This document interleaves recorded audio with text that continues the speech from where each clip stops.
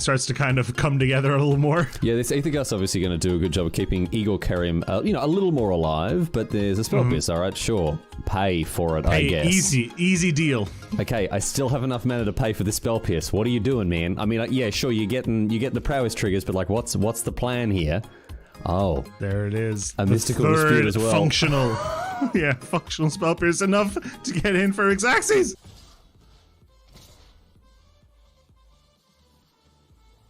Settle the wreckage. I'm glad you asked. Oh my god!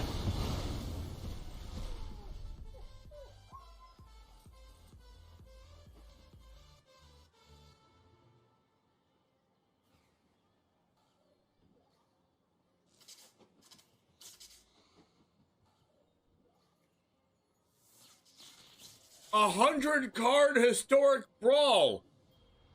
Settle the wreckage in hand after I called it. Riley, here we go. Nothing ventured, nothing gained here. Seasoned Pyromancer can let you ditch your hand in this case to draw 2 cards, and we need exactly 2. We need Bone Crusher Giant and an untapped red source. Need the Bone Crusher Giant with Stomp, which stops the 9 lives from preventing damage, and we need the red source to cast the Stomp, Dennis. And wouldn't you know there it is! Look at that! I've always maintained, Dennis, I've always maintained that Magic is a very skill-testing game indeed, and Charizard James is showing us just how skill-based this game is, ripping the actual perfect 2 off the top here, and is going to win the game on the spot because of it. Yo, what's up, Titan Smash? Oh no!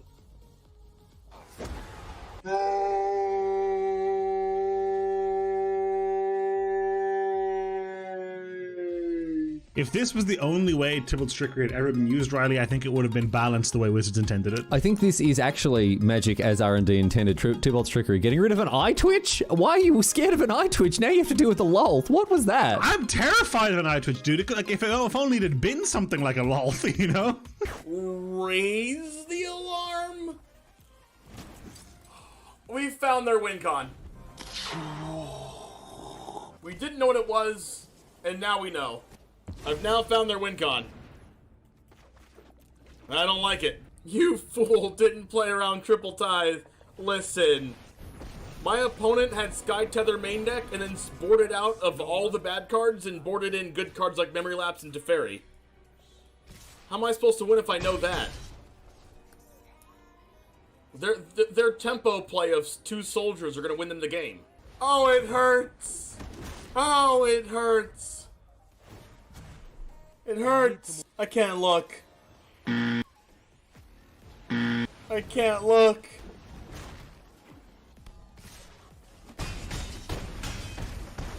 Ow.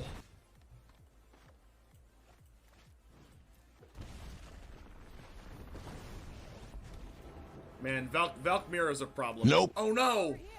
Wait, what just happened? Why was this 5 mana? Oh no!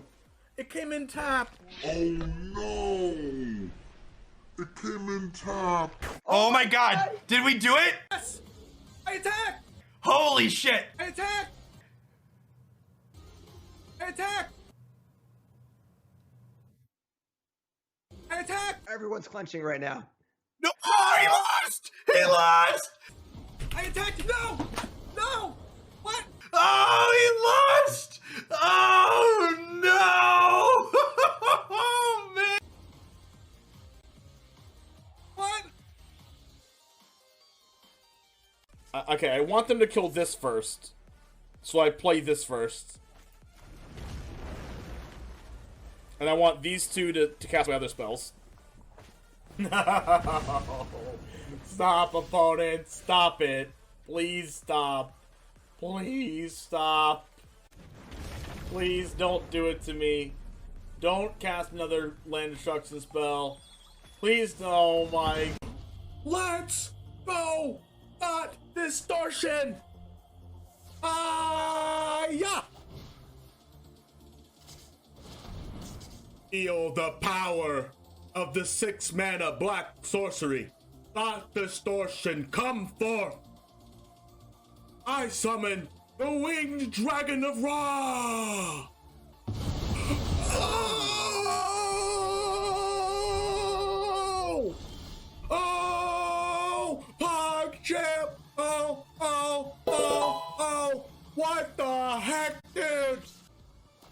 was exaggerating. Oh, Royal Eruption again! Oh my god! Kicker! Base! Oh, double Chandra emblem! Oh, is this... Yes! Oh!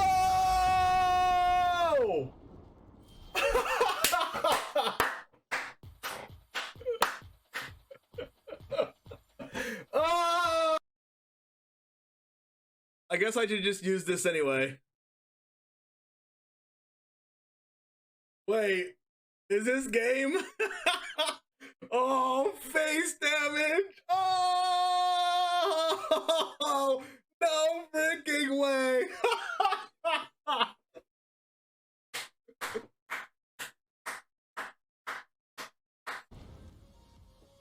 Alright, give me Scorpion. Off the top, right now.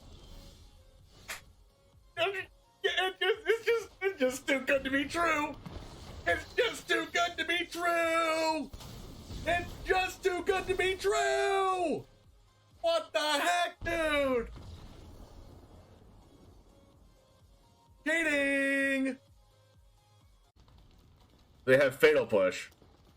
I don't care. If they have Fatal Push, they're gonna use it now. Oh no, it goes back in the deck! No! Oh, if they have Fading Hope, I swear. I'm gonna pay 3 life and then they're gonna Fading Hope it back to their hand. I'm gonna cry. Okay, I didn't say that.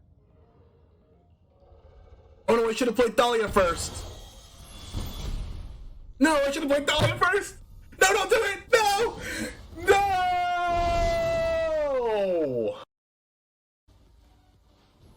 The second one got Approach.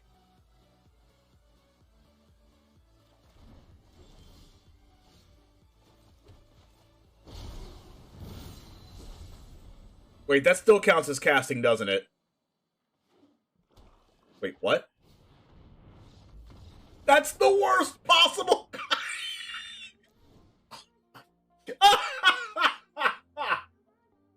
That doesn't work the right way.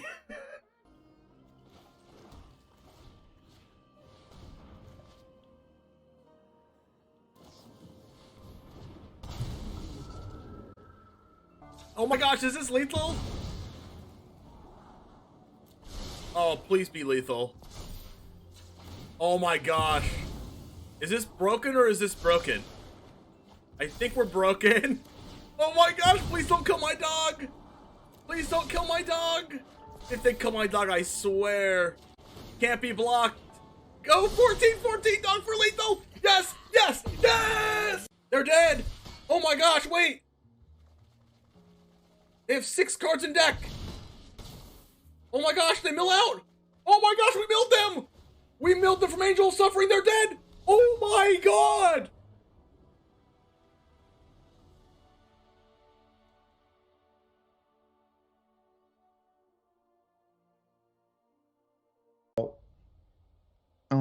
I'm gonna tilt for Send Voyage. Let's both tilt together. You ready? All right. When the Wandering Emperor gets cast, we both have to tilt together. I trust me. All right. I'm ready. All right, cool. I'm ready too.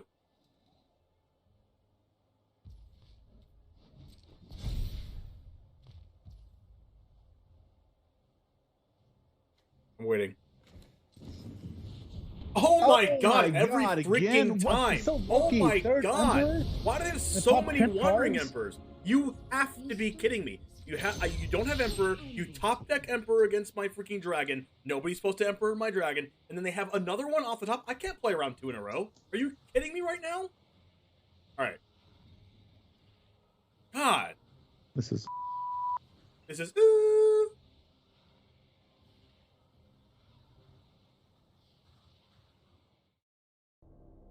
What is up, Jamers? It's the one Jame, and today is Explorer Day. We're playing RAKDOS mid-range, preparing for a tournament that we're playing for DGen Gaming today. And I forgot to button my button, so, alright, here's my button. My button is securely buttoned right there. You can't see this today. You can't see this today. Rampant Riley, what's up? Snap83, how's it going? We're playing RAKDOS mid-range. We're going to be doing this for YouTube, so we'll play best of 1 to start, and then go to best of 3 after that, and then we'll be following it up with a tournament tonight at 8 o'clock p.m. Eastern, which is in 5 hours. So, we're going to play this, prepare for the tournament, hopefully play against some Winota and other things that we, matchups that we want to play instead of just random garbage. But until then, let's go ahead and start playing this for YouTube and then get that out of the way. But first, if there is a mod in chat, I do want to get us started with talking about some of the sponsors of the stream. Number 1. Where did it go? No. Hold on. You just wait. We'll see if that works out real quick.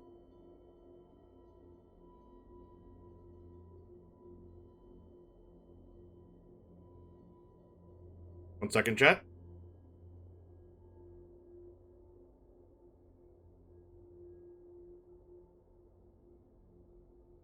Gotta have it.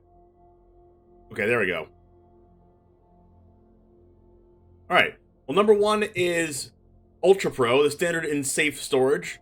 You can support the DJ and gaming community by checking out Ultra Pro down under the down under my Twitch panels there. You can also get 5% off of Ultra Sleeves by using code DGEN at checkout. Speaking of 5%, you can get 5% off of anything in the store, single, sealed product, whatever you want, at CoolStuffInc.com by typing in code James5 or DGEN5 at checkout.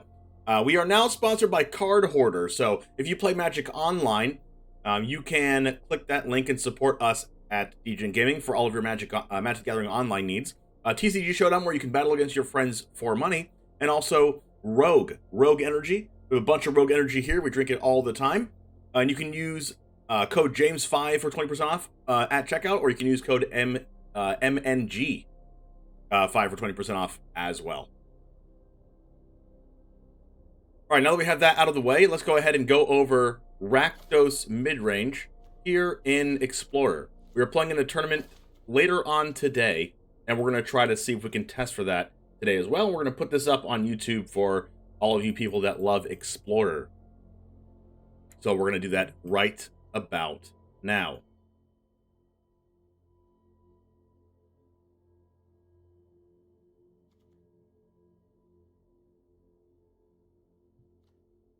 What's up, Jamers? It's the one Jame, and today we're playing Explorer. I've done one other video on the channel of Explorer, and hopefully you'll like that, but here it is, the second round. We have a tournament later on tonight that I think I'm going to be playing this RAKDOS mid-range in, so we're going to play it today as well. Number 1, to show you what I'll be playing, and number 2, to do some testing a little bit for this tournament.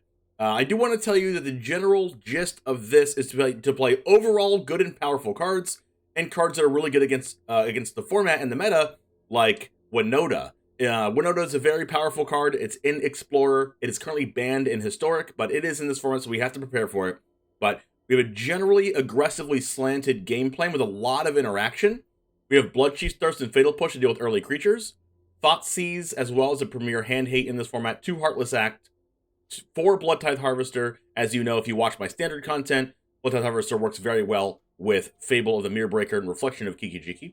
It's also just a really good creature on its own. 2 Crokeyz, Titan of Death's Hunger, 4 copies of Graveyard Trespasser, 4 copies of Bonecrusher Giant, one of my favorite cards ever printed.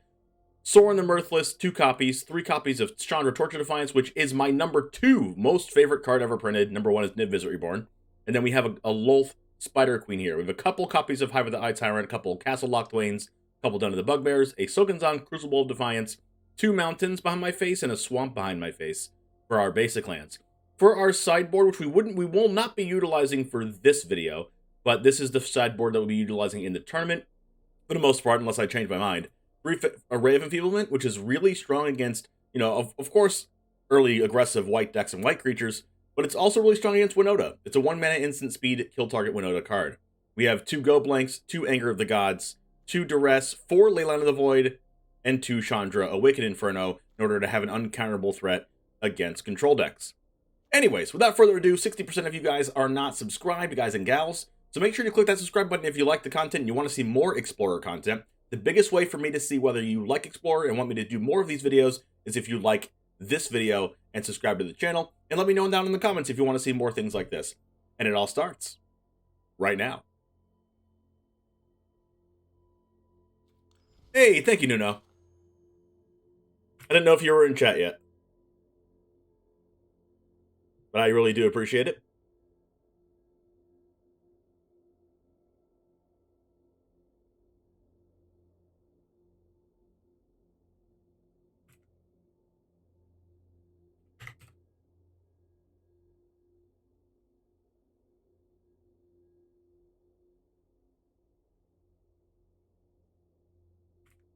One second, chat.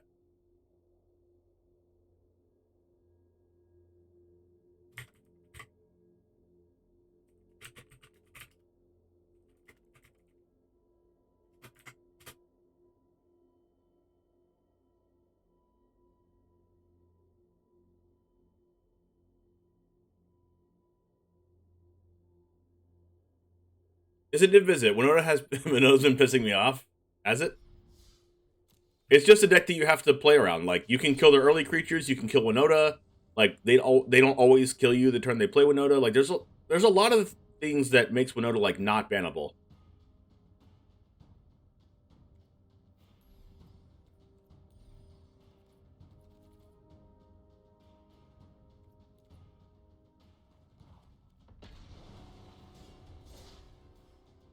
Give me the middle of a sponsor shout out was watching Andrew Cuneo. Nice. Andrew Cuneo is awesome.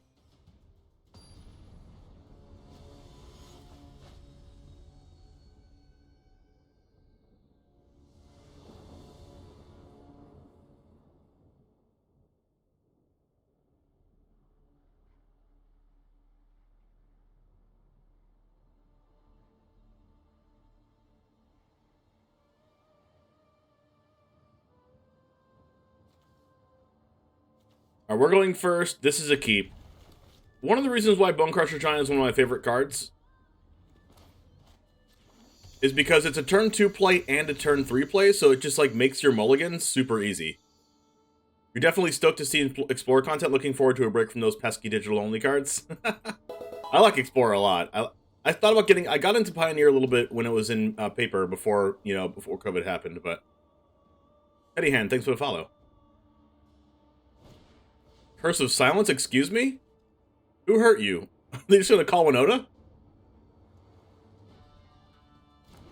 They called Kroxa? Oh, I guess we're playing Blightstep Pathway. That makes sense. Kroxa costs 2 more to cast. Sure. Very, very interesting.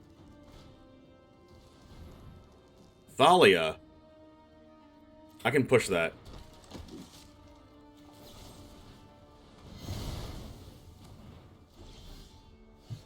I think I'm just gonna get my 4/3 out, chat.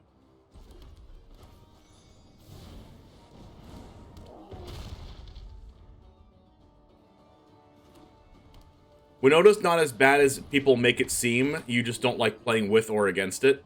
That's fair. Not knocking you for that one. Sometimes it just feels bad. But it's very easy to counteract.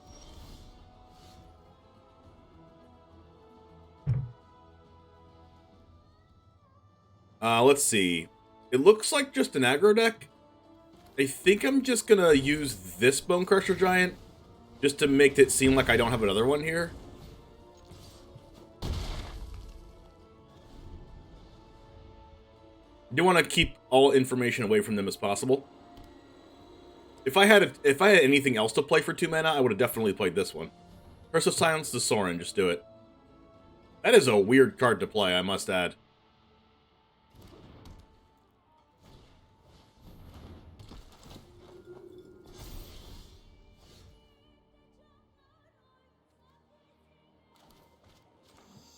See if they block this.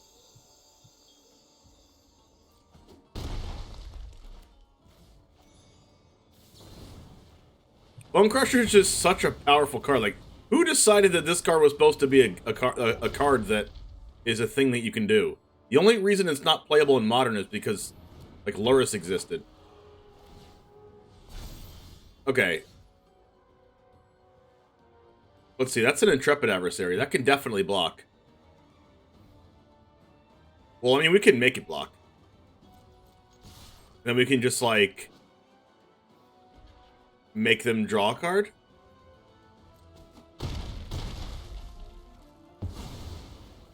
Or I could just, like, play my other Bone Crusher Giant and put them in a really weird spot.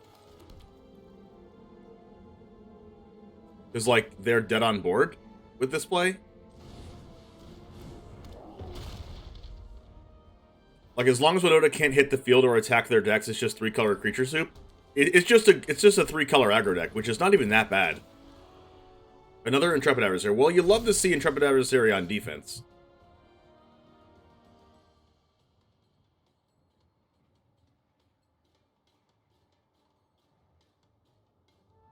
I mean, this thing has to block something, so might as well... It might just block the 1/1, though. Did not block the 1/1. Goes to 7. Still dead next turn.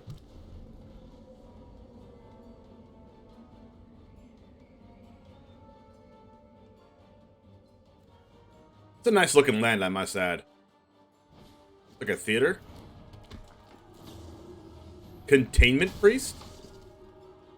Oh, they were holding off the Containment Priest for my Sorin, weren't they? No, it says non-token creature, just kidding. Alright, so if I just attack with just these... If they attack with everything, they go block, block, take 4. That's fine for me. They block the 1/1. If I don't attack with the 1/1, they can just... I should probably just not attack with the 1/1.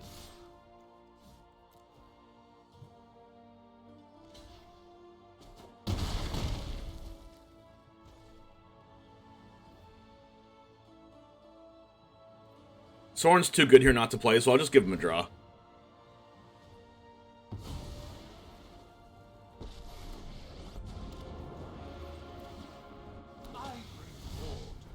Also, yeah, and they're dead in a couple ways here. Curse of Silence is definitely an interesting one to play. It's definitely a lot better in open deckless formats when you know what your opponent's playing turn 1. Like, if this person was on the play and they wanted to play Curse of Silence, like, what do they call? What do they say?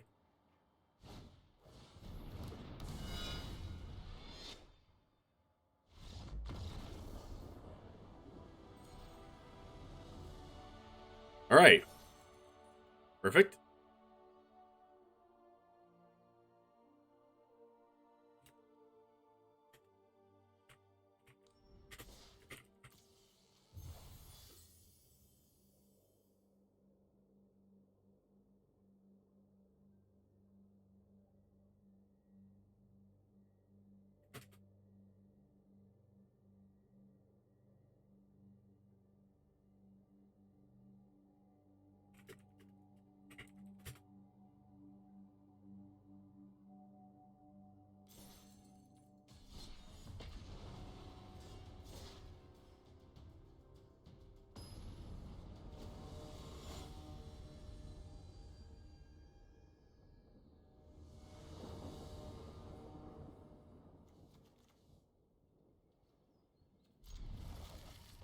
I generally like to keep hands like this to have like multiple turn 2 plays with some 3-drops. All I need to do is draw a land and we're fine.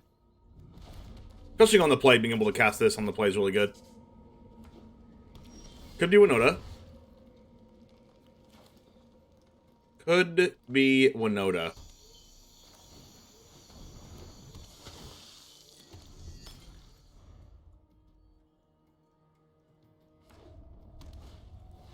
Yeah, probably Winota.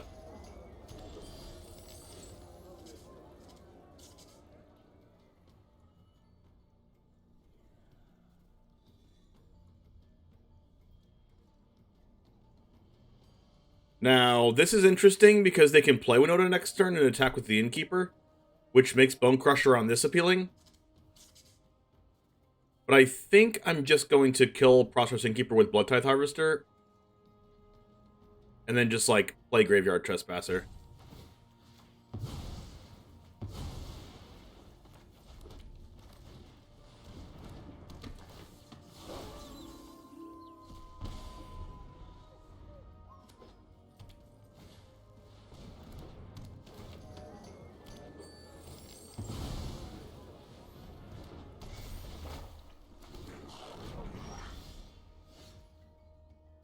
Alright, now I'm going to attack exiling this.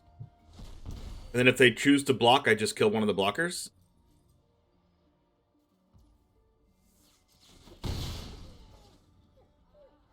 Now I'm in an interesting spot.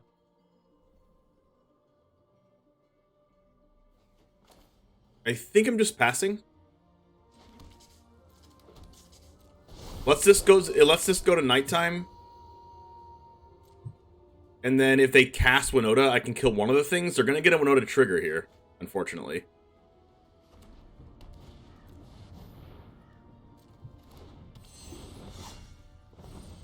They're going to go to combat, then I'm going to kill one of the non-humans. And then they're going to get one trigger. Hopefully it's not just like a Kenrith or something crazy.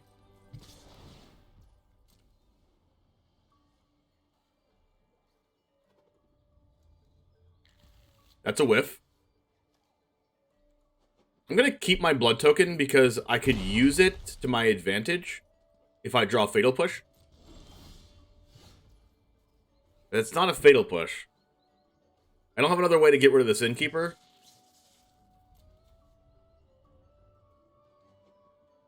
But I can draw Fatal Push off Sorin, but then I can't cast it.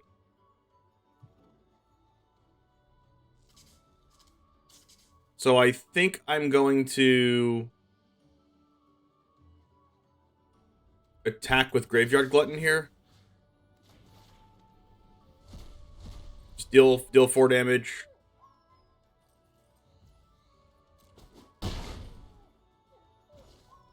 Play Sorin. Because I have 6 mana next turn with Blood Crypt, and that lets me cast Graveyard Trespasser and Bone Crusher Giant, but I'm not going to lie, I'm in a pretty bad spot right now. Not drawing any Thought Seizes or any Fatal Pushes in this game. Play the story and everything has Double Strike. That's just perfect for me. Just kidding, it's not. They're going to get 1 trigger off this, hopefully don't get anything insane.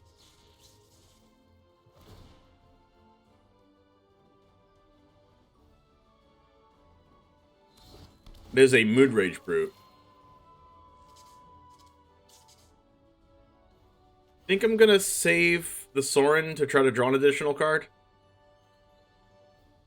But also there's only humans except for Reflection of Kiki-Jiki. So if I kill this Prosperous Innkeeper, they have no more non-humans. Which could be a thing, but when I double spell, they will be able to get rid of this 2-3 anyways with Mood-Rage Brute. Let's see. Am I trying to draw Fatal Push, or am I trying to, like, guaranteed prevent Winota from happening next turn? I guess Winota happens next turn anyways, because Mood-Rage Brute right now is a werewolf. So I'm just going to save the Sorin. Hey, Buttons, how's it going?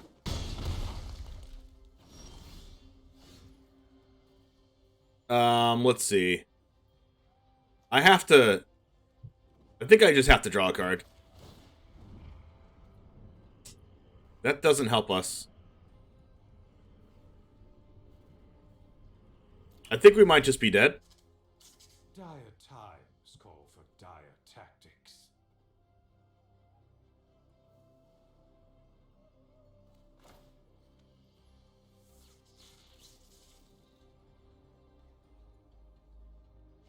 Because if I cast 2 spells, Reflection... If I cast 2 spells, Reflection can copy this. This will take this, discard a card. Reflection copies, takes another blocker, and attacks with like 4 things with Double Strike.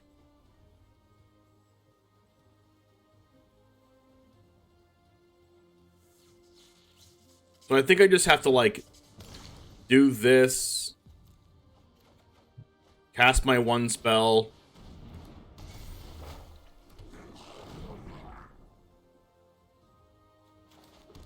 And then pass, and then hope I don't die. I'm probably still dead.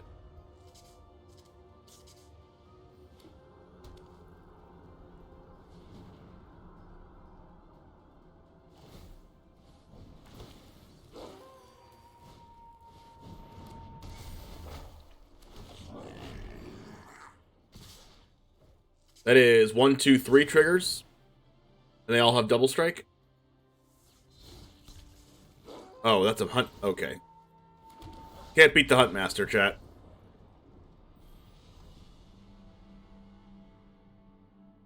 No Thoughtseize, no Fatal Push is a recipe for disaster against that deck. Also in game 1.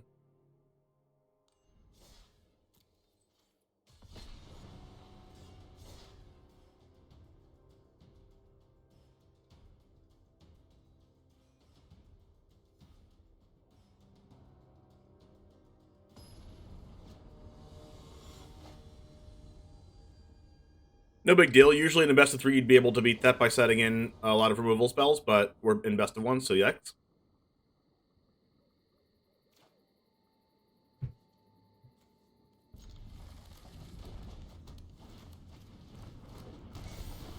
Kumano, Thoughtseize is really, really bad against Burn deck, so let's hope that they're not playing Burn. Alright, Pit Fighter, Chainwhirler, Torbrand. So I guess we just take the things that Bone Crusher Giant kills.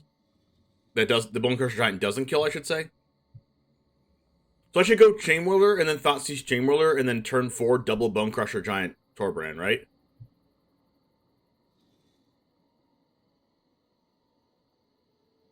Because, like, Chainwhirler is really difficult for Bone Crusher Giant to deal with.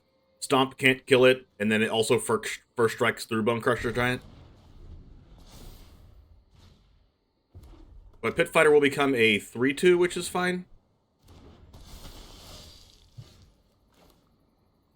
This will be a Thoughtseize. I'm getting attacked for 5 next turn if I Thoughtseize. So I'll be going to 10 life.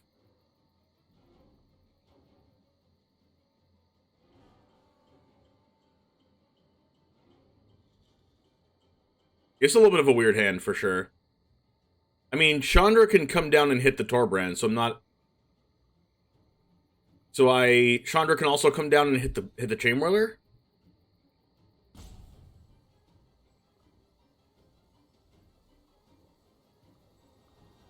I think I'm doing this.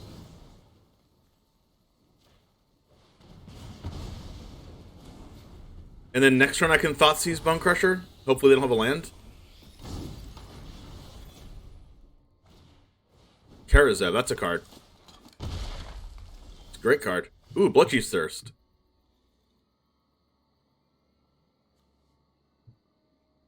That makes me happy.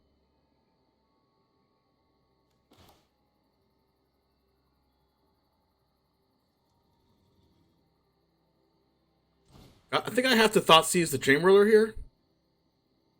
Rampaging Ferocidon. Wow.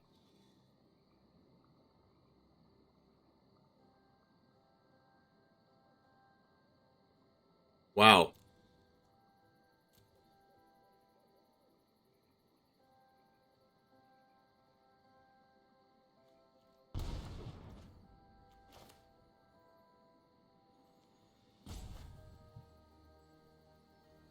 Karazev's interesting. It is a little bit more damage than Etching this turn.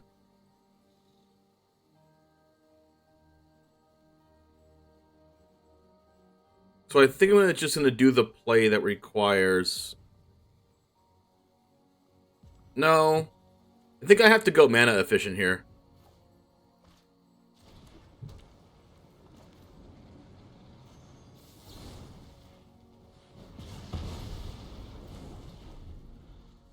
Oh, they don't draw land. Robber of the Rich. Ooh, that's a good card. Or at least that's not a land, but they can cast this. This is fine, though. I can Bloodchief's Thirst the Karazev. And then Bone Crusher Giant the Robber. And then I should be in an okay spot now. This gains life. I have 3 4/3s. Alright, we're in a good spot now. I'm going to go ahead and gain life before the Ferocidon comes down.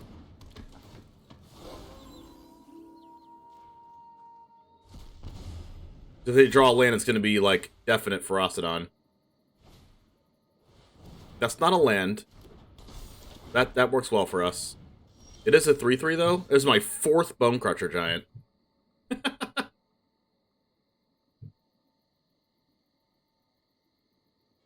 Just wow. think I'm casting this and passing.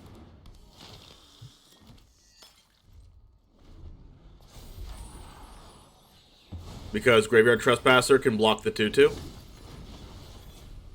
They did draw the land into the Remunap Ruins.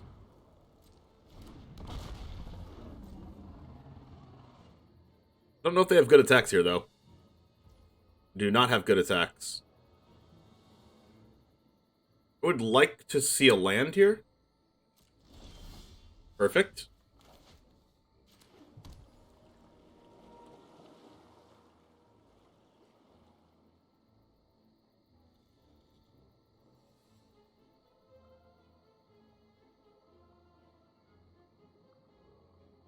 You think I do this? And then I do this on Ferocidon? It's my turn. Yep, you're flammable.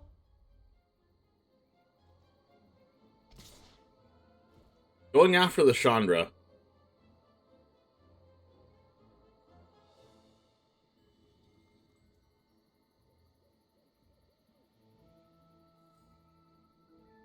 I think I like just gaining life. But if there's a land Torbran?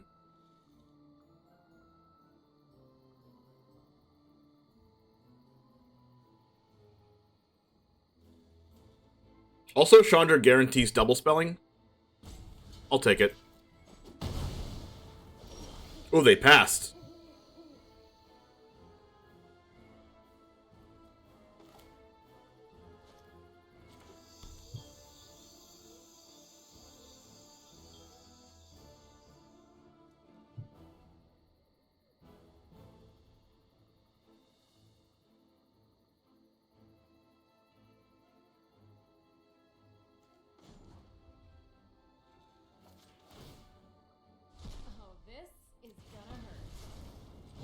I'm doing this because I have Stomp in my hand. Instead of casting both. They did draw the land for Torbran. So I will have to be careful with this. Oh my gosh, Heartless Act broken. Let's go ahead and add 2 mana. Let's go ahead and Heartless Act now. Well, then we can cast this and hold up Bone Crusher Giant. Nice.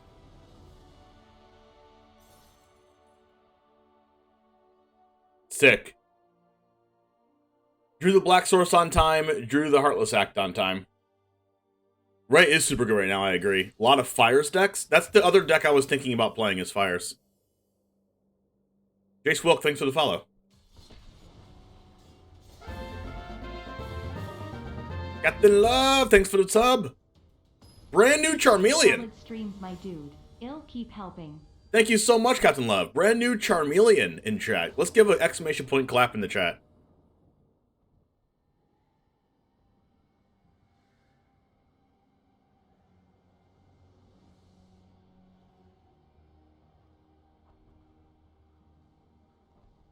Also, for those of you that are Patreon patrons, for $2 or higher, the next video is live for next YouTube's video is live for you right now that will be available to everyone else on YouTube tomorrow.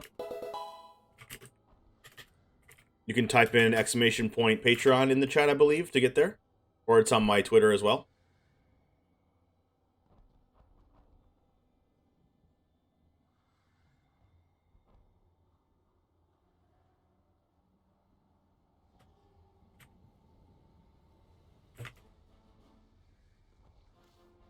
Go ahead and keep this.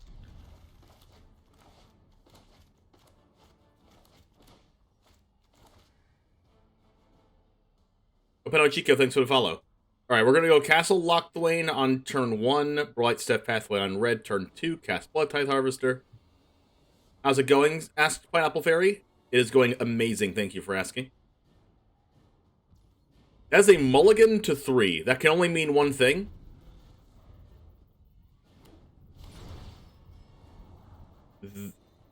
Is that deck an Explorer?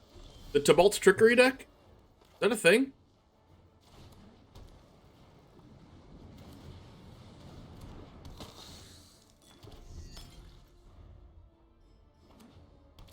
Well, that's unfortunate. We could die this turn. Are we dead? Alright, we're not dead yet. So they don't have game. They just have one of the pieces.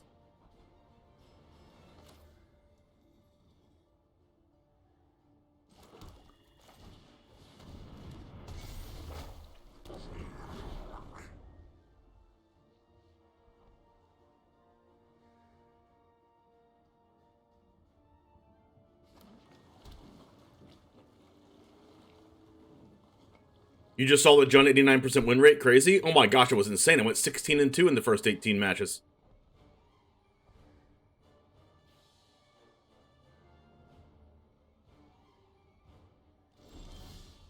Oh my gosh, Thoughtseize is so good right now. Soren's probably too slow.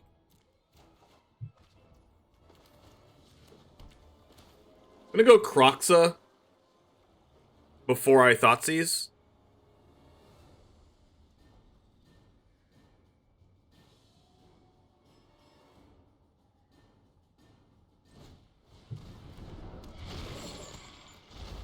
Because like they don't know I have Thoughtseize, so I'll discard a card that's not their combo piece, and then I take their combo piece.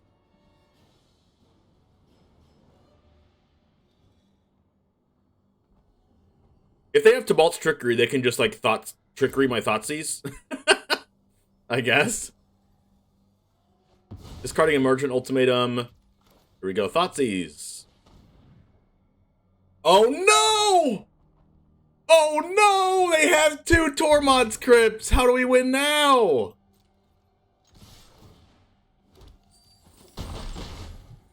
Oh no.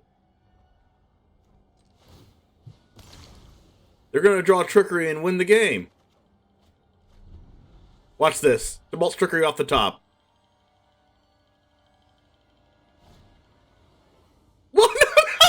No! What? Excuse me! Excuse me! No! No! No! No! No! No! Oh my god! No way!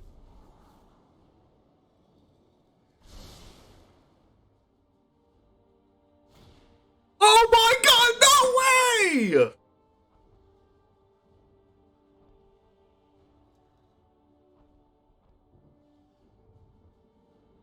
You have to be kidding me!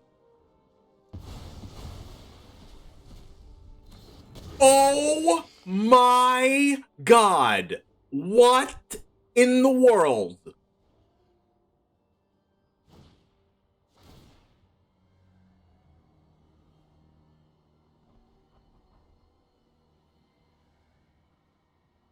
That's impossible. That's rigged. The game hates me. Confirmed. Confirmed game hates me. I'm gonna have to send Wizards of the Coast a kindly worded email. Oh my god. That is just not possible. It's not possible.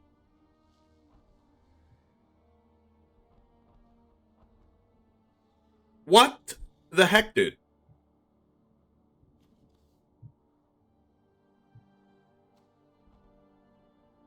I can't cast Crokeyz.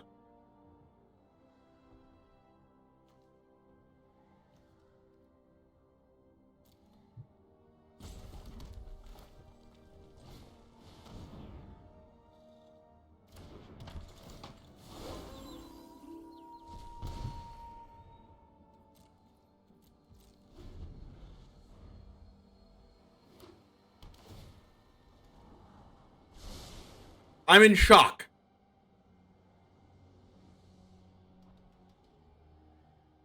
I'm actually in shock. Follow that up by Omniscience double Ulamog.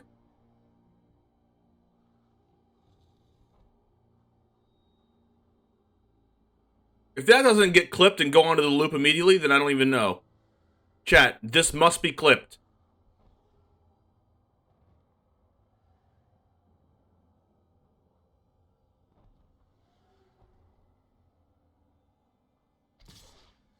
And that's why we don't play best of one. Yikes. Boom. So you're saying there's a chance.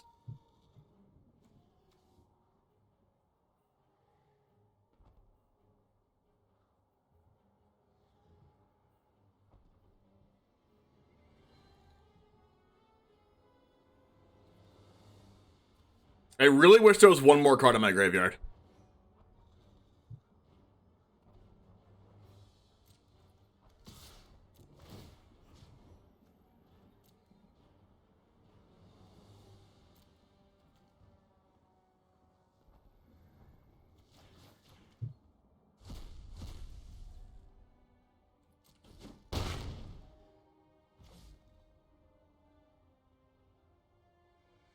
I'm dead to Ulamog, right?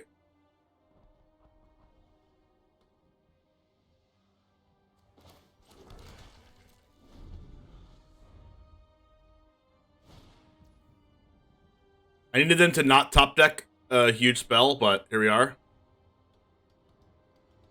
I needed them to draw a land. Tarask?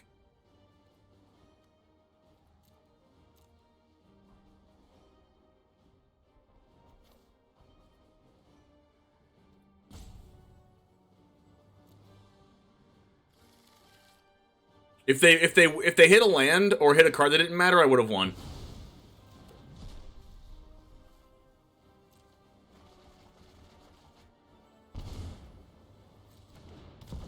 Or if I had one more card in my graveyard for Kroxa.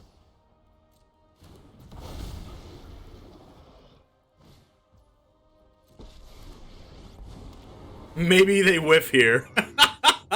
They don't whiff with Peer into the Abyss.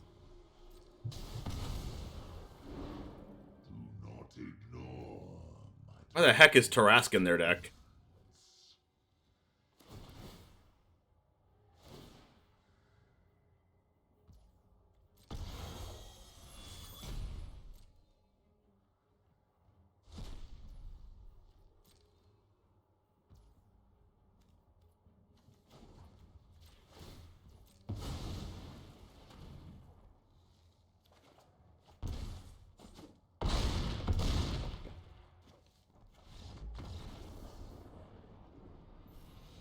I lost to the most Lightning Helix top deck that I think I've ever lost to. You have to be kidding me.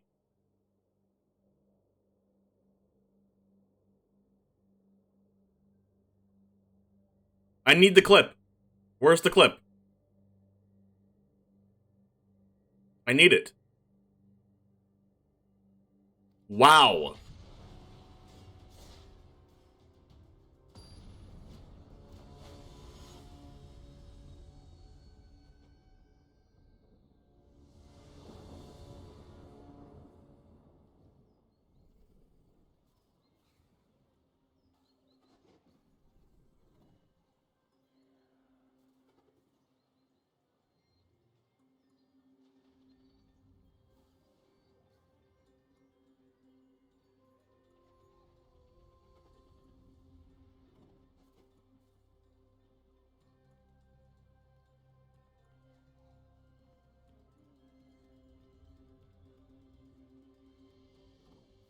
Okay, I go first, I keep.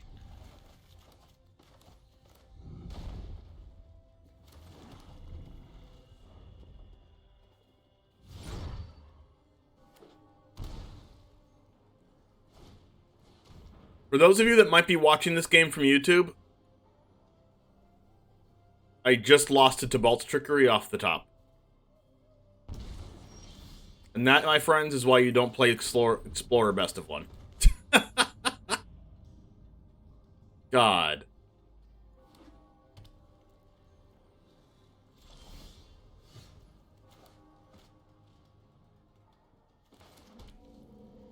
How dare they take my turn 3 play?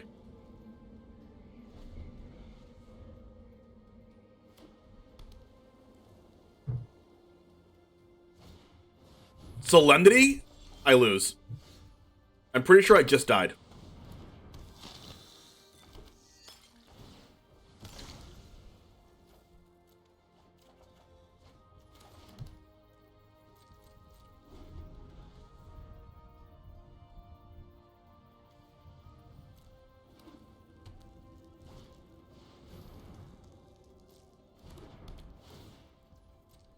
I need Thoughtseize before the cats come down.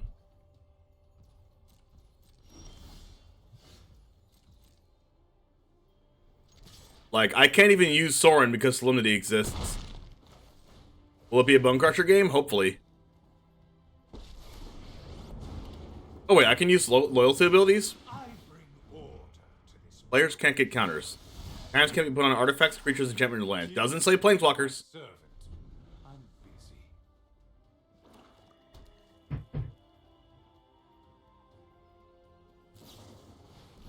Cast out main phase targeting Soren. Sure. You know that card has flash, right?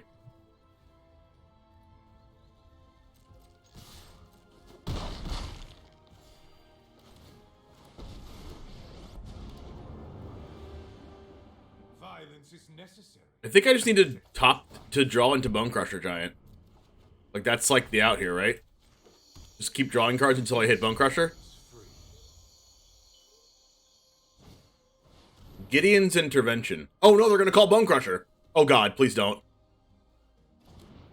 Blood. Oh, they called Blood Tithe Harvester. Thank God.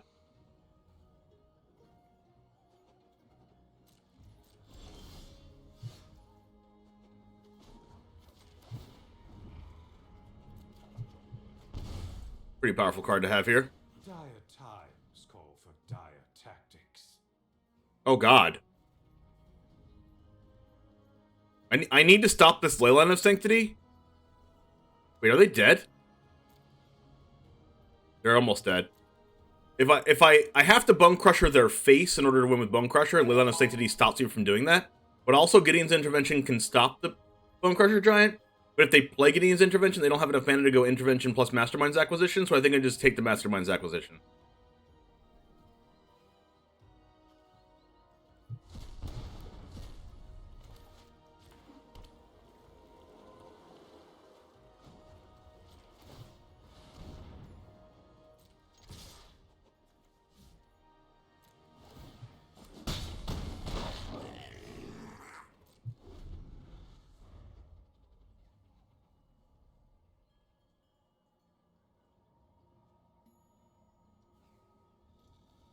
You can stomp yourself. That's a good shout. Yeah, you can stomp yourself. Alright, well they didn't draw a sweeper, so we got it. Wow. That was kind of scary.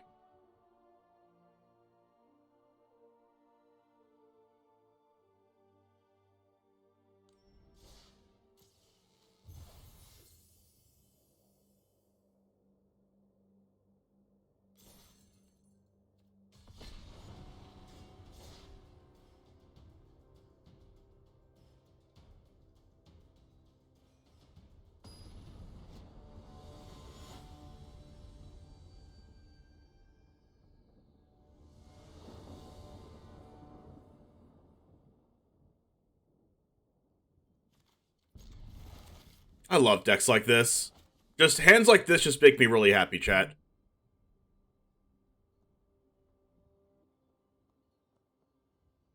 It also makes me happy that decks like this can win consistently.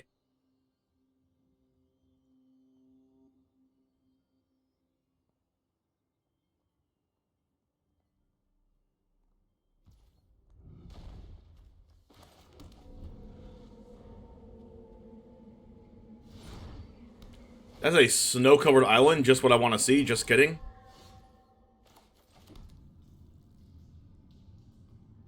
I think we just, like, sniped this real quick.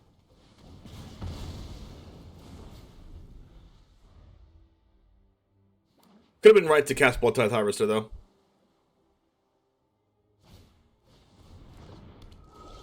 Oh, it's spirits. Well, that is a spirit. Spirits are indeed pretty good. Think I'm getting this down?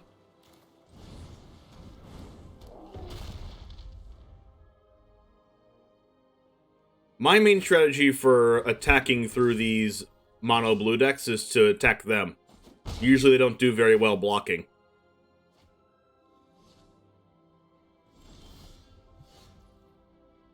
Hopefully they don't have a Spell Pierce. Would suck. Because Chandra was a great draw. Or like anything to give hexproof. You could have like UC a guard approach.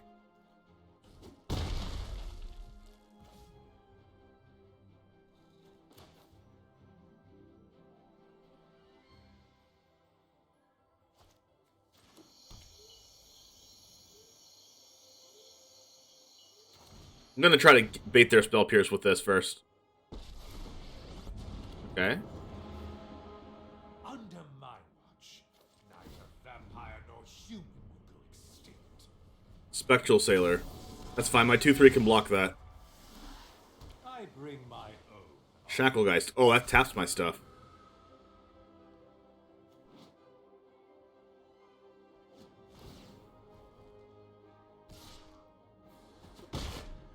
What's one more grudge?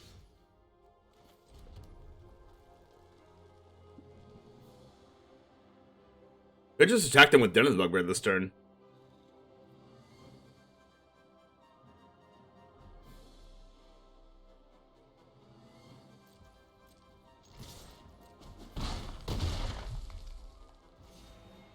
I'm gonna try to bait the Spell Pierce by going like this and then purposely not playing around Spell Pierce with this so they Spell Pierce this.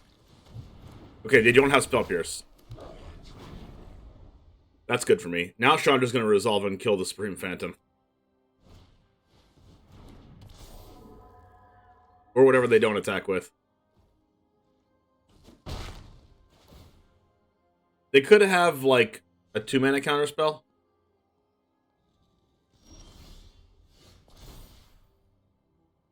I'm gonna discard both of these, try to draw Fatal Push or Thoughtseize. Trespasser's a card.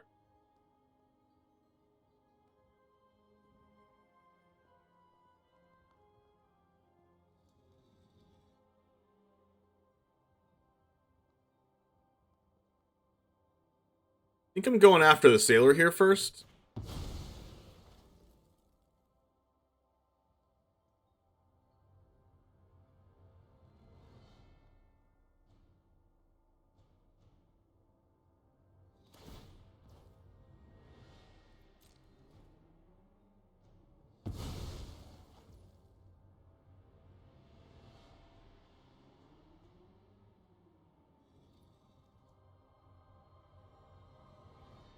And then let's attack in.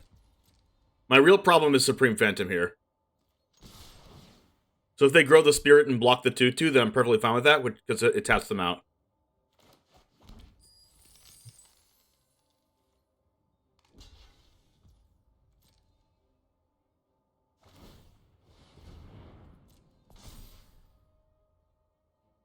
Perfect.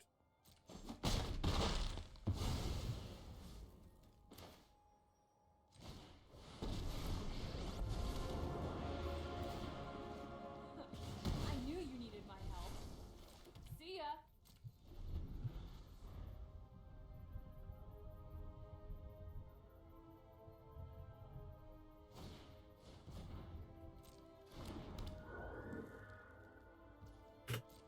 So now I've stopped their draw power.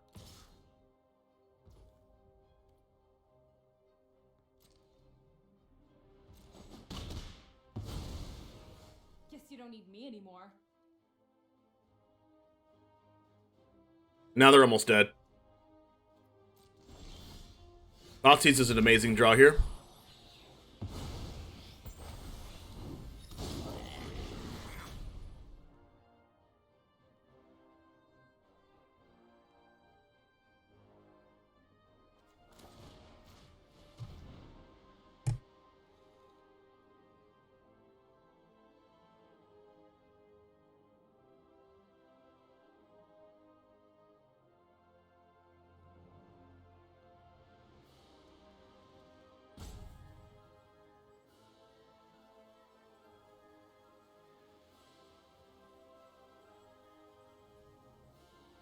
They're thinking.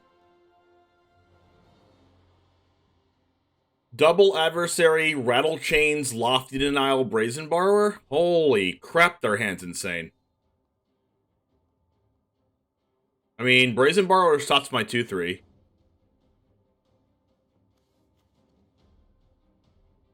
Hey, Gogoli, how's it going?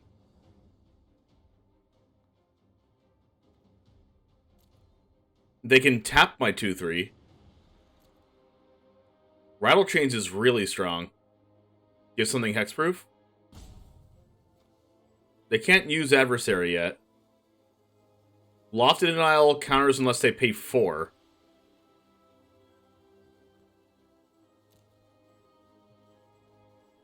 Borrower is really strong.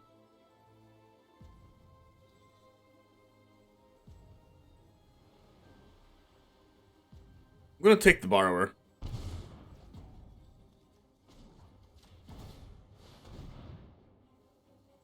And then not cast this till next turn because I can pay for it.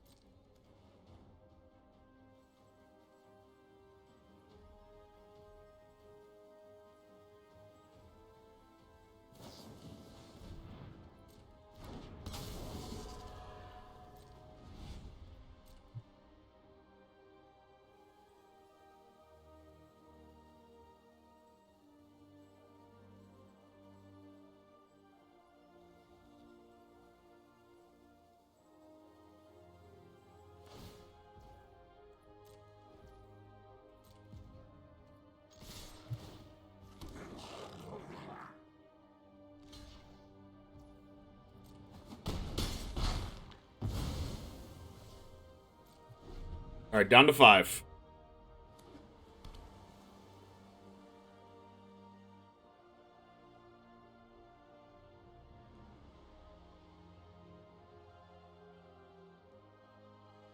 They drew a land which is really important for adversary.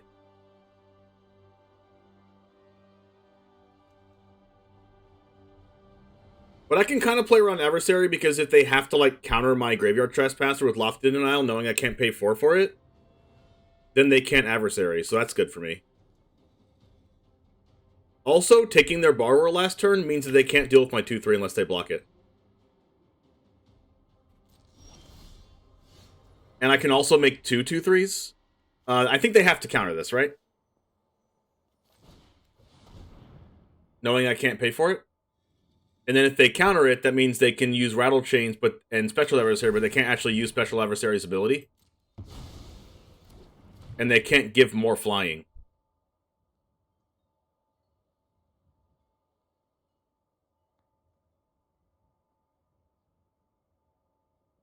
So I think I'm going to go ahead and get another flyer here.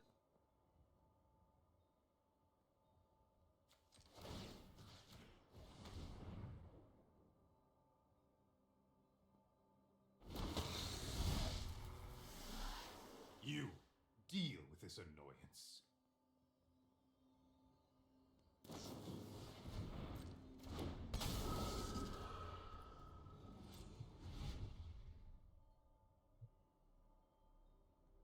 Why wouldn't I just make a big Bone Crusher? Because they can block Bone Crusher very easily by just pumping the Spirit and double blocking a Bone Crusher. Then I trade my Bone Crusher for an Ascendant Spirit, and that's not good.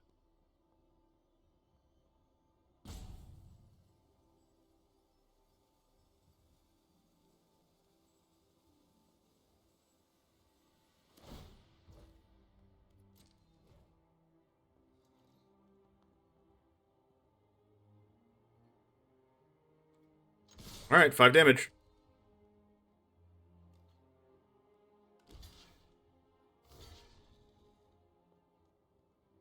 I am happy about Shacklegeist not being there anymore.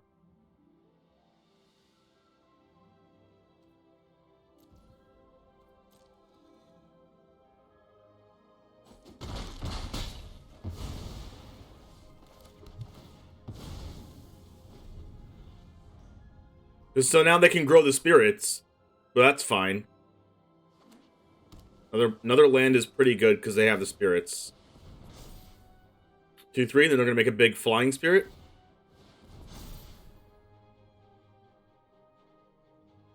They're at 2 life, so they can't really attack me. Yeah. That's the position that you put mono blue in, because they can't block very well, but also by the time that they have to attack, they can die on the backswing. That's why it was so important for me to kill the Supreme Phantom, because that's the one that was keeping their card advantage. Once you stop the card advantage, then they just lose.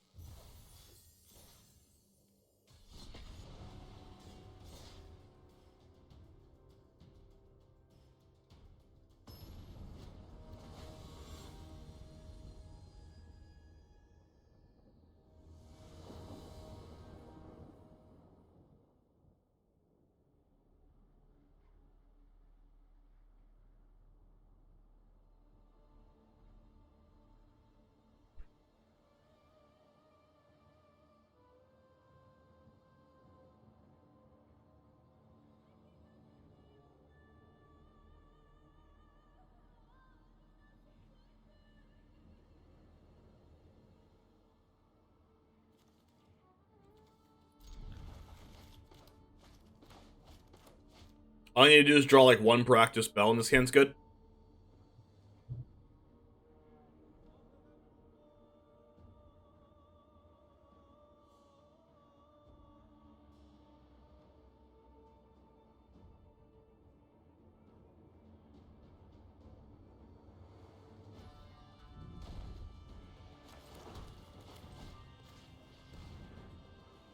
Mirror match.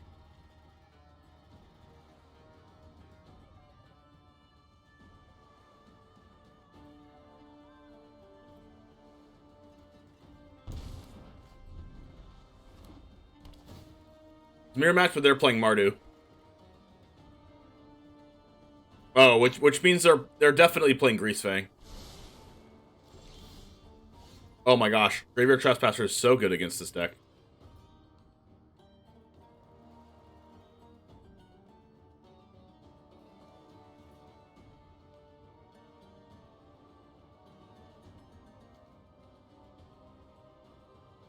I actually think I'm going for a Fatal Push line.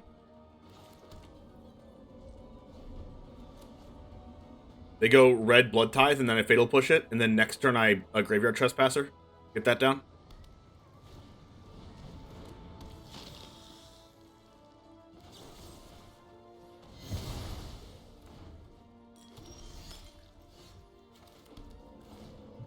And then they can Fatal Push or Lightning Axe this, but that's fine with me. To discard a card.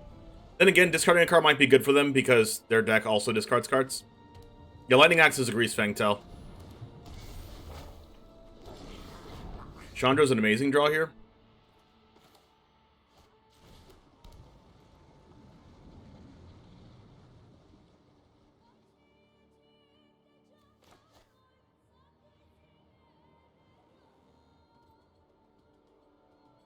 Do I need to hold up Heartless Act for Greasefang?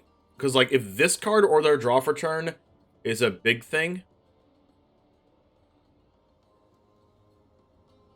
and then they draw into Greasefang, then it's going to be real bad for me. So because of this, I think I'm Thoughtseize Graveyard Trespassing this turn instead of playing Chandra. Sky Sovereign. Makes sense.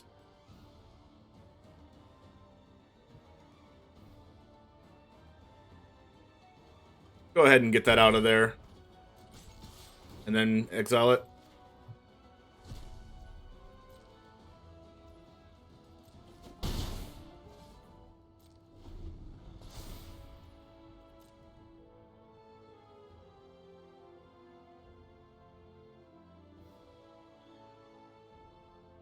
This might be an awkward turn for them. Lightning Axe and Stitcher Supplier, trying to draw that Greasefang. Stitcher Supplier is an interesting discard, wanting to keep Fatal Push for Graveyard Trespasser.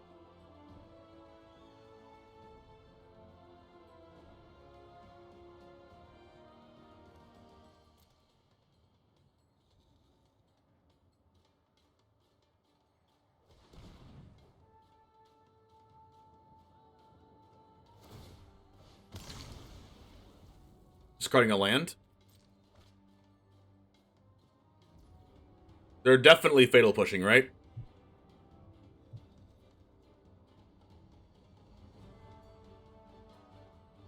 Okay, so because they have no ships...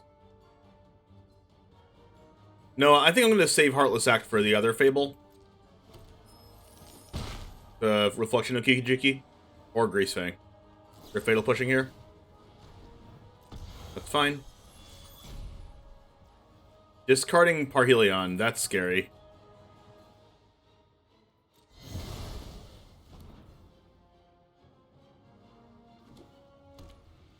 Alright, so do I put them on not just top-decking Greasefang?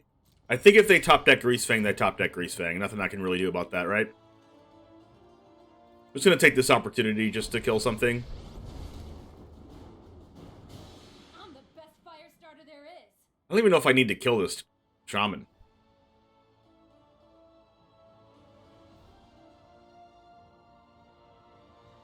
I mean, it lets them, like... I'm just gonna plus. Graveyard Trespasser? I needed that. Oh well, there's 3 more in the deck. If they top deck Greasefang, then sure, they got me.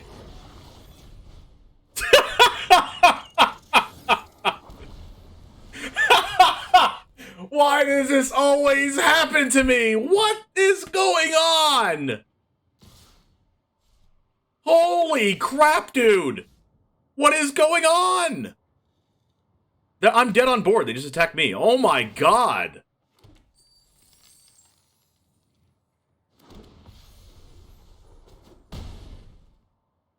What's wrong with this game? The second time in like 4 matches. They've gotten top deck out of their mind. I think I take the odds there on 0 cards that I can take 1 turn off of holding up freaking Heartless Act for Greasefang. Are you kidding me right now?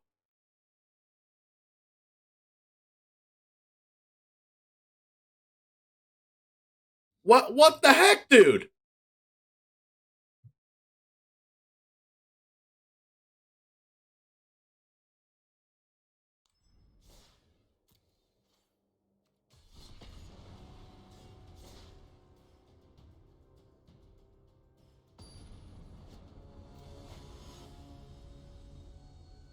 I still think I did the correct play. But like, holy crap. I'm glad I'm getting these out of like freaking. I'm glad this is happening now. I need a clip. I need a clip of that one too. Then.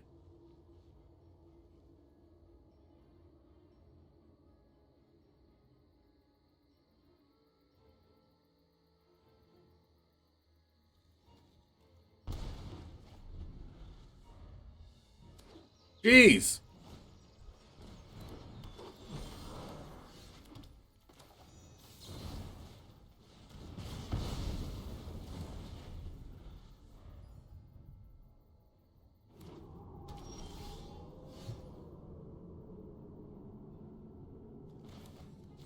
That's like the most wow wow wee wow ever.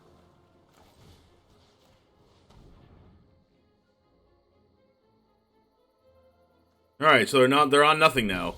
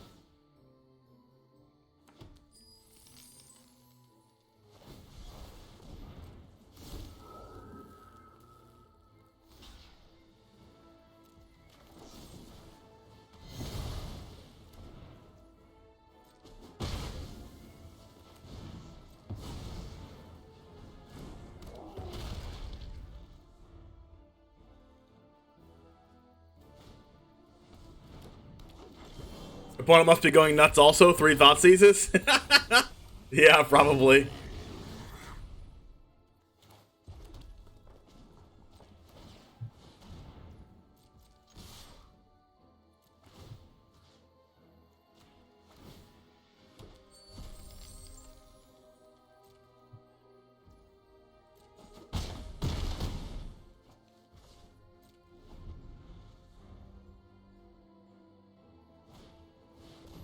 Kenny?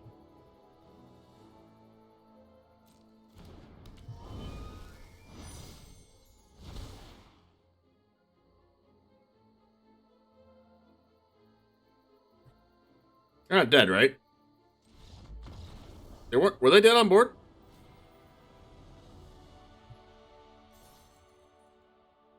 Alright. Copy this. Attack with Hive. They block Bone Crusher. 4, 5, 6, 7, 8, 9. Yeah, they're dead on board.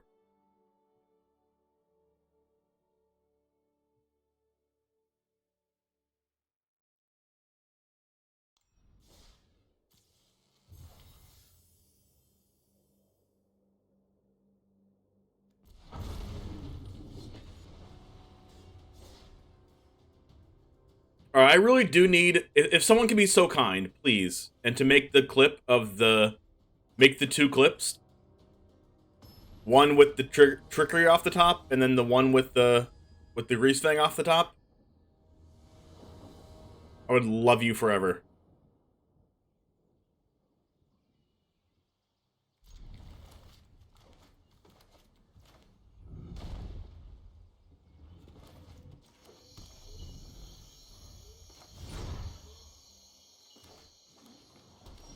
Spire Bluff Canal.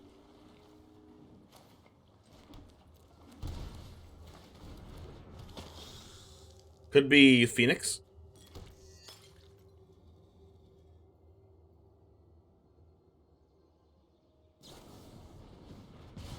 Lightning Axe discarding Phoenix.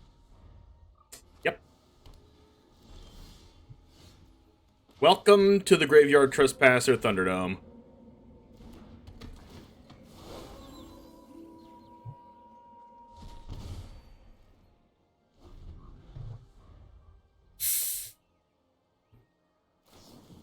Yeah, if you're sick, don't worry about it. Just sit back, relax, and enjoy the stream today. You don't have to do any mod stuff today. Stormwing Entity. That card doesn't get Fatal Pushed.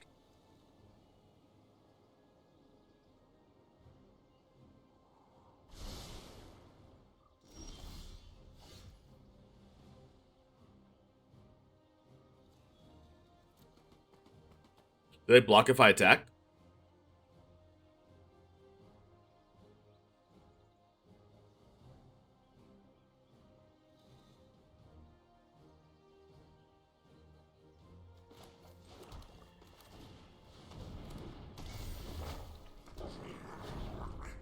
It's not attacking. Greater Trespassing too important. Eat the token and push it. It's 5 mana. Can't push 5 mana.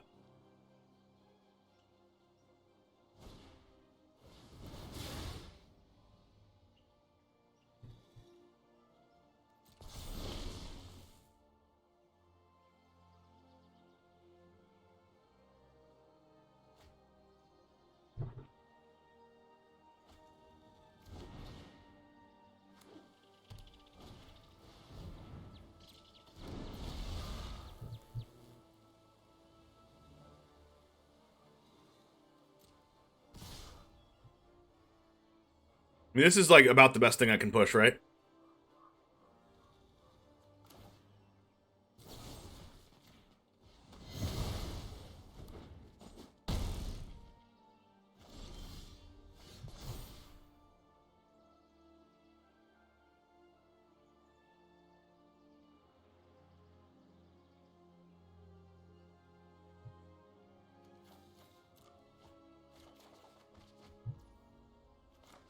Discarding another Hive is Pog.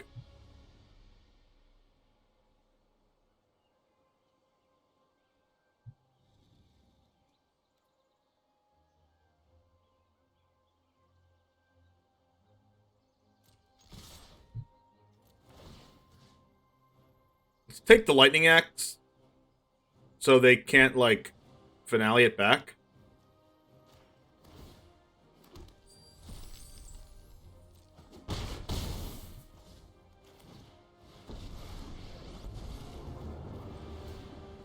When people start screaming, I know I'm on track. Ugh, don't you hate that burnt hair smell? Upkeep Otherworldly Gaze. That's a good card in that deck. Like, it mills over the phoenixes and counts as a spell. That's a phoenix.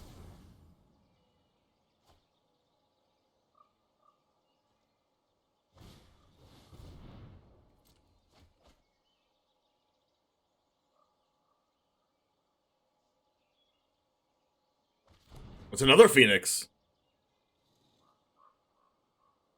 Wow.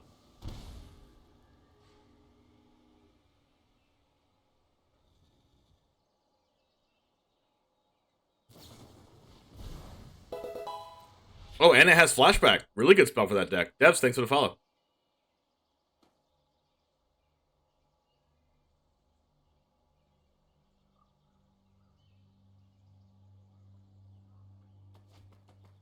Lava Coil. Card.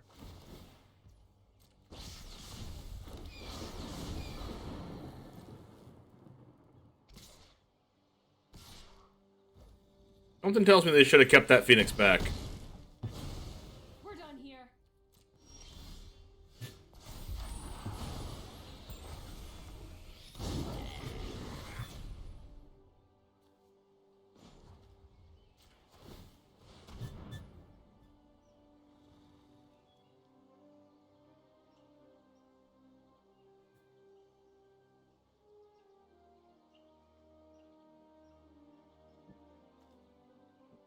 Well, this doesn't work quite the way I had planned, right?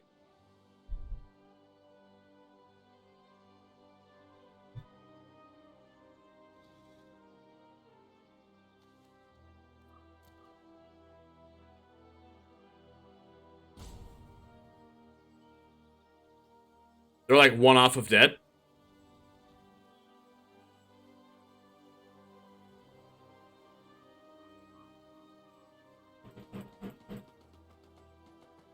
You'll follow anyone willing to put up with Dean? I can kill a Phoenix needed, but then at that point, there's no point in, like, hiving.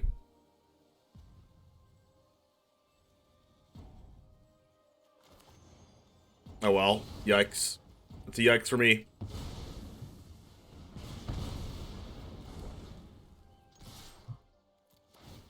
I could stomp a Phoenix, but I want to get rid of it.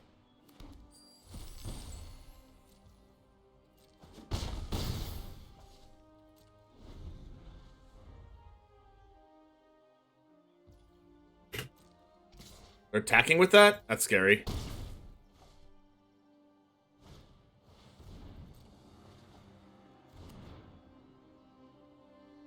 Oh, they just wanted to draw 2 off Trotter Course?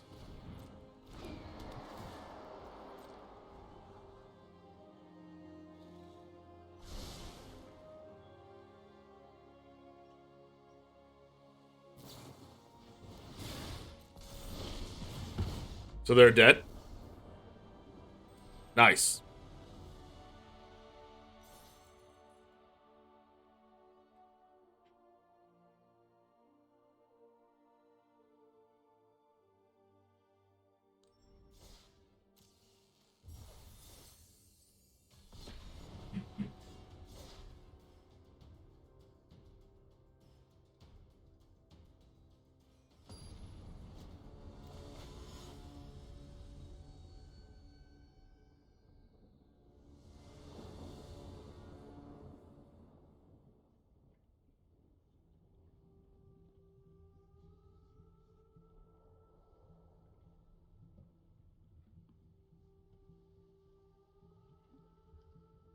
Are Phoenix and Goldspan Dragons the same players? Yes.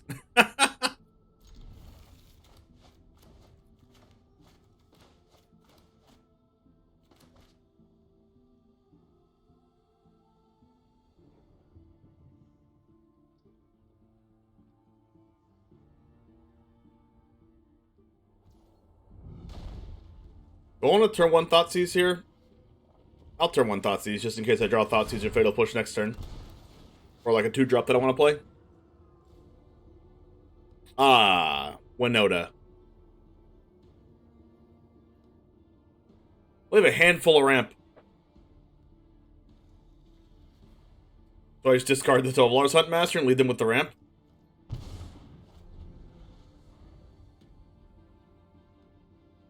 So now they have nothing until they top deck Winota and win the game. We've learned the hard way, chat. There's the Fatal Push. I think I'm incentivized to, like, turn 3 Fable, turn 4 Fatal Push Winota. Unless they just play Winota next turn. I have to dodge Winota off the top. Like this card or this card off the top.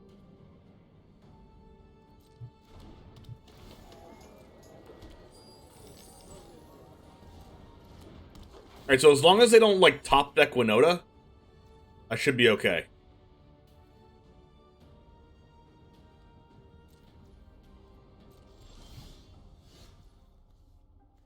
Although we have learned the hard way that they're just going to top deck Winota.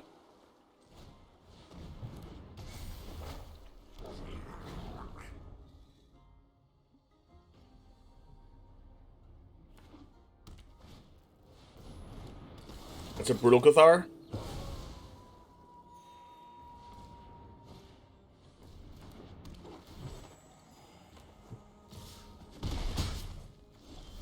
Brutal Cathar was actually really strong there because I needed the treasure to sack the Fatal Push. Well,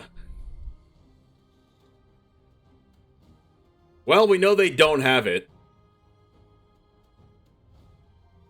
Meat Hook from the top? I wish.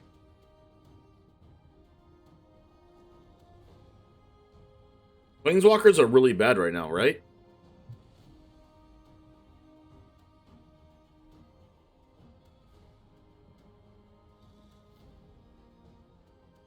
I can, like, keep the Chandra. Could just discard nothing.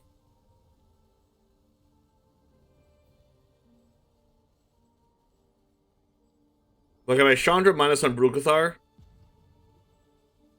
then, like, Chandra just dies.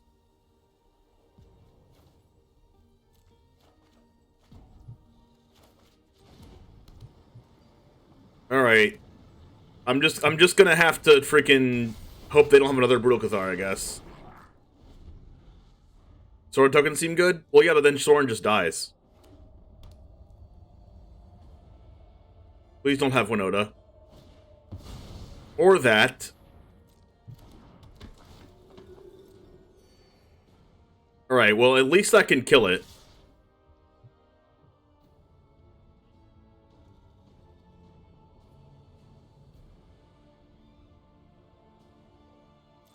So this gets first striked. And then I just kill Blade Historian.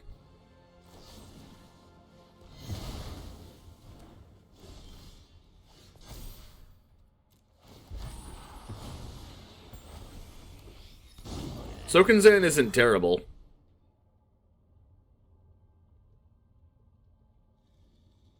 I think I'm gonna decline.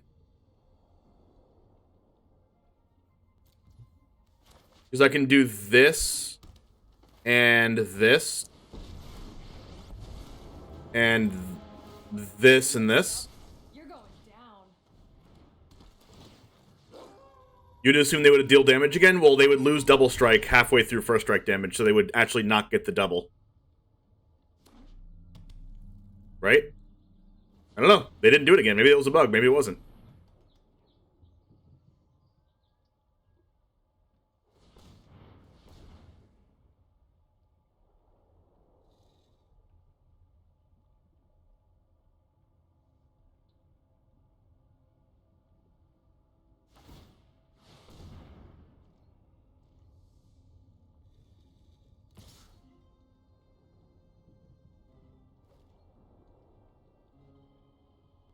It's a 5/5?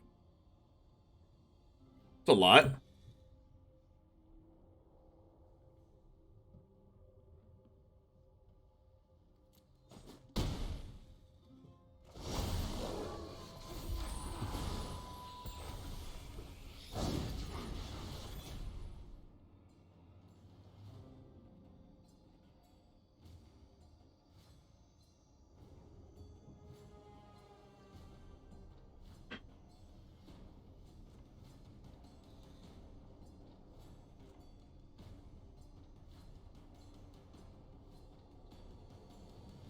Let's see. I can minus on this. Go to... I think I do that.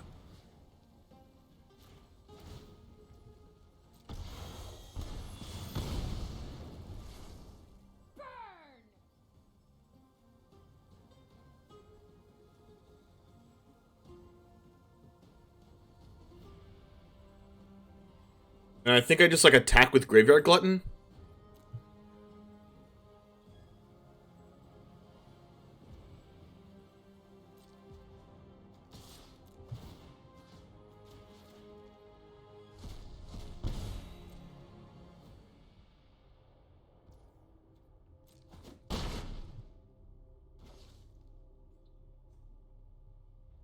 And then I can either Bone Crusher the Llanowar Elves and cast my own Bone Crusher and chump block the lair. Or I can just make a copy of Graveyard Glutton and then block the lair.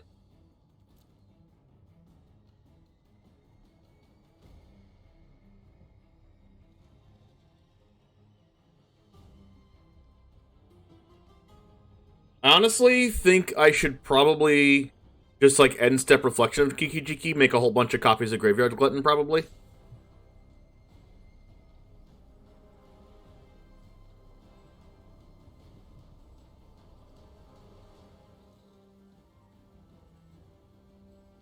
The problem with doing that is that there's nothing in the graveyard to... Should probably just do this. Just to be safe. I can Stomp and copy, that's true.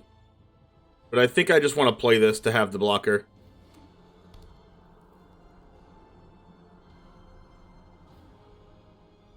Because, like, they're going to make this a 5/5 or a 6/6.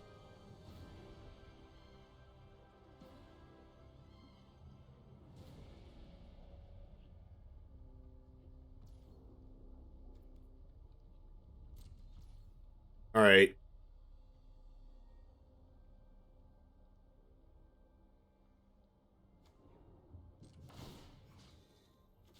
Now I can just copy Reflections.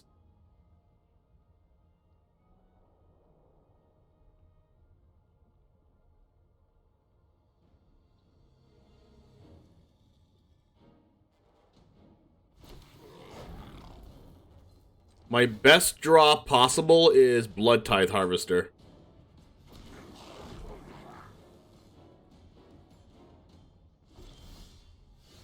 Not it. Blood Tithe Harvester?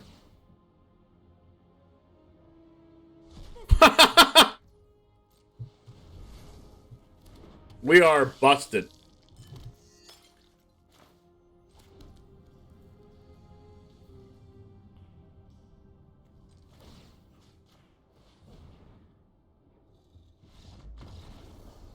This copies this, gives it haste. Use this to kill a creature. Copy, give it haste, kill a creature. Copy, give it haste, kill a creature. Copy, give it haste, kill a creature. Let's go.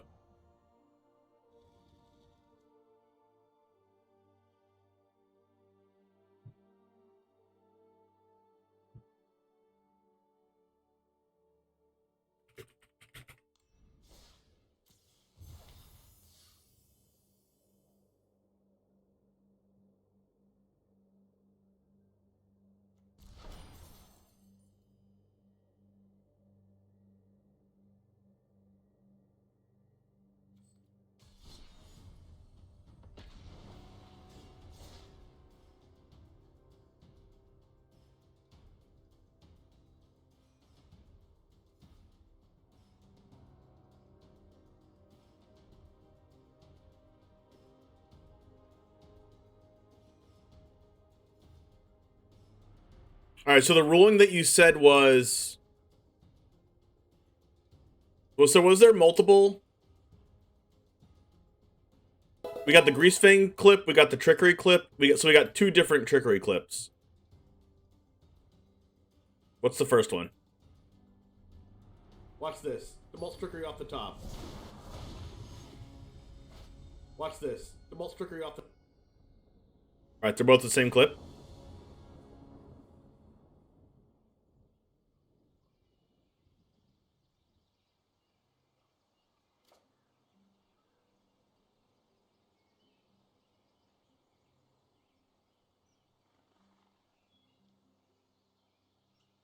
Which one's the second one? The Pineapple Fairy one? Oh, Pineapple Fairy did both.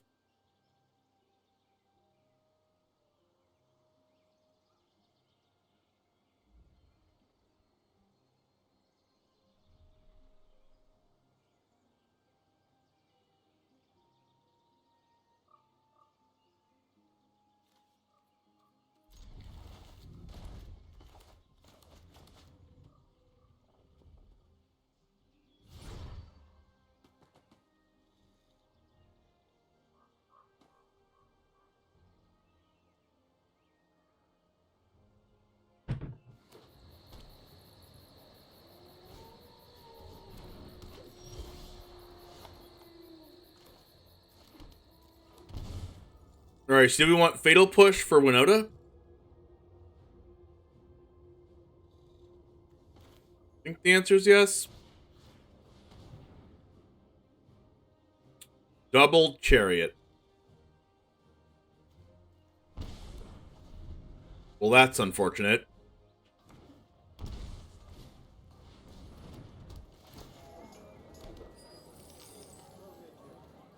So they're gonna get the Chariot next turn unless we draw Thoughtseize.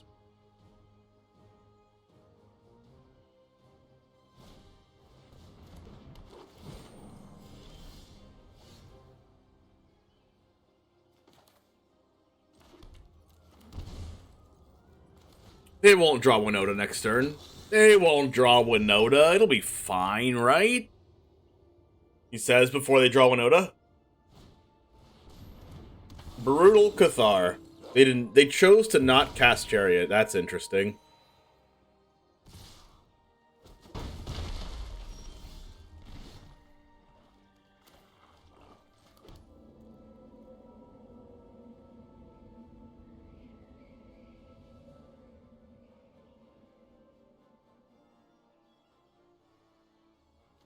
I need to cast a spell this turn in order to have the Brutal Cathar not flip.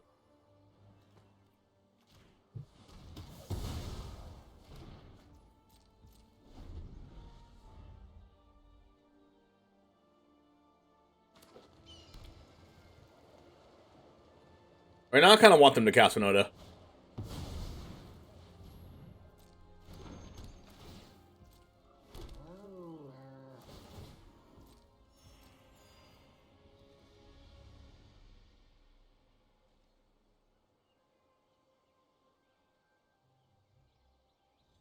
Please attack.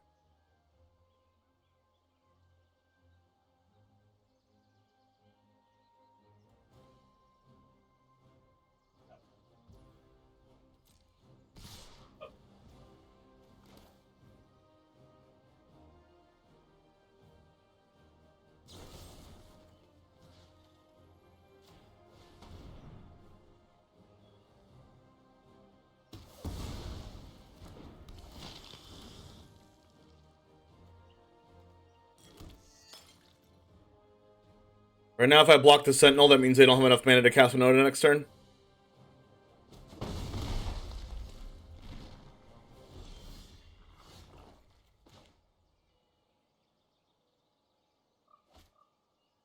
You added more green to your Jund deck? I am happy. Alright, so what if we Blood Tithe Harvester, killing their 2/2?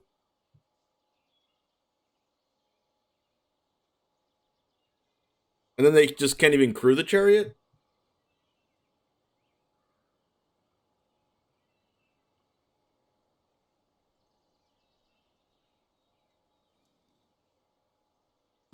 Or I should just wait for them to crew it.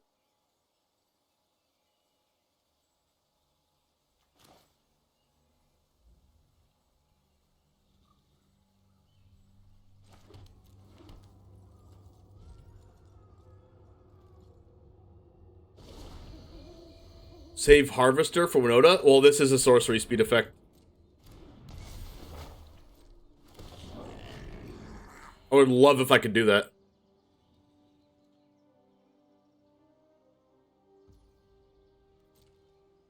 They are not attacking with Chariot. I am at 11. Like, they're not attacking at all.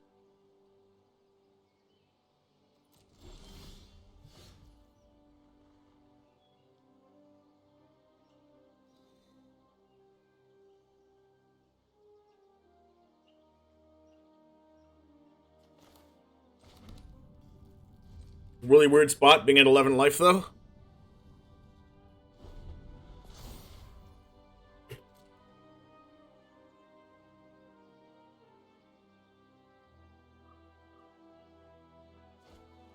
Discard Tovolar's Huntmaster.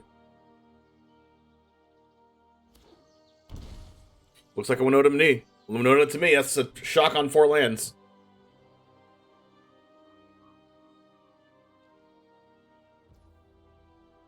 What?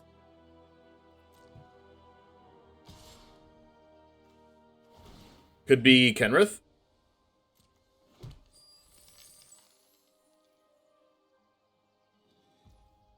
Could be Embercleave. Can you imagine if it was Embercleave?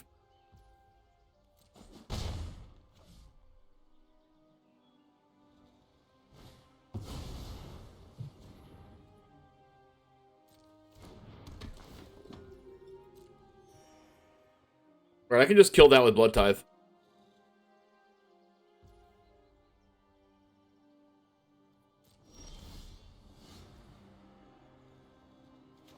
It's a good draw. Really good draw.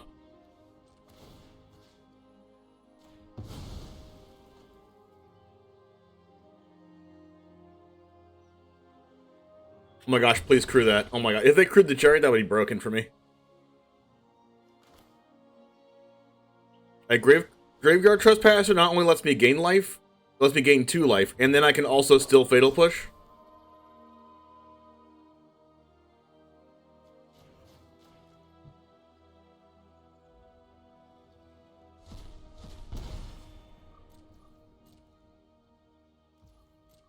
Pretty busted.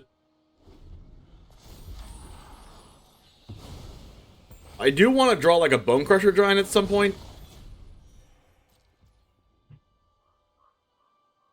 They're just really not liking the Chariot attack.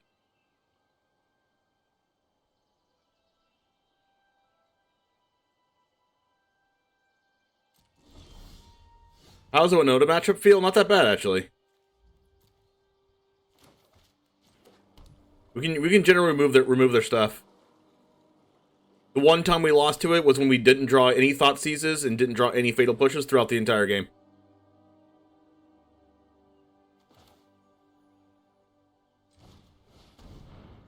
Like, honestly, I don't even think Reflection is that good for them right now. Like, what is it going to do? Copy a 2/2?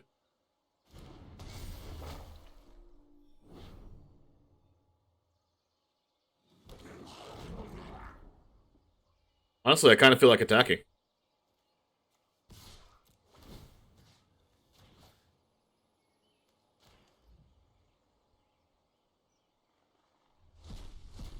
Like, if they double block, I can just Fatal Push something. Even though I don't really want to Fatal Push, but... I'm not going to die, right?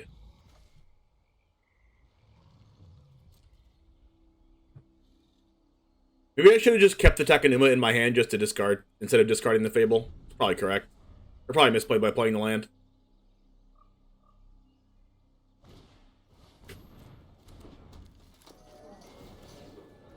Them gaining life is definitely annoying. Have I revisited my infamous red-white mid-range and Explorer? Boros got a lot of tools since you ran the deck. Yes, I actually have. I've been playing it in my spare time some. It plays 2 Shonen on the Scalds, 3 Chandra Torture Defiance, and 2 Wandering Emperor, while also playing Reflection of Kiki-Jiki. They're gonna copy this to keep gaining life. Okay, well, my Graveyard Gluttons are no longer matter.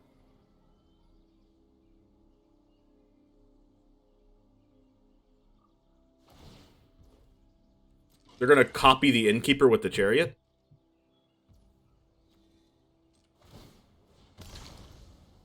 Yeah, I lost a Fable for no reason here. I should have just discarded this land. Yep. I deserve it.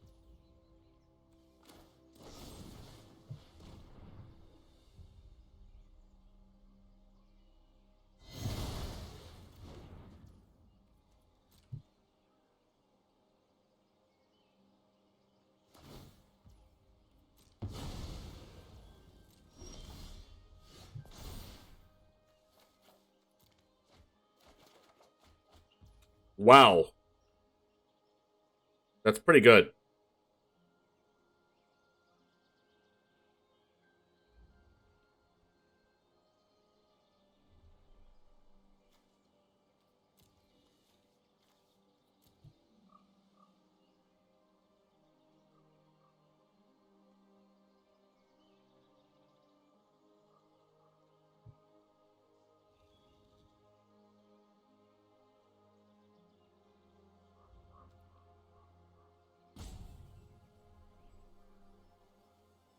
Like, I don't think attacking does anything.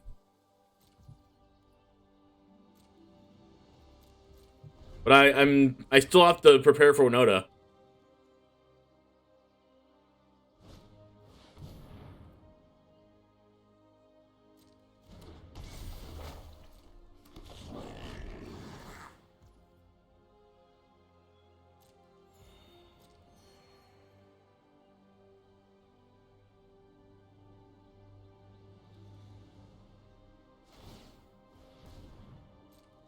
Well, honestly, I have no clue what Reflection's doing right now, other than, like, gaining some life. But as soon as they draw Tovolar's Huntmaster, I could just die. Like, that's gonna suck.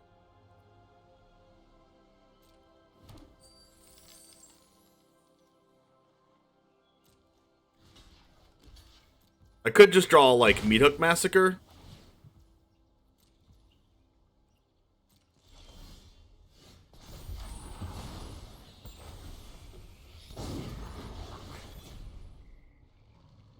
Blood Chief's Thirst is good. I can just do that.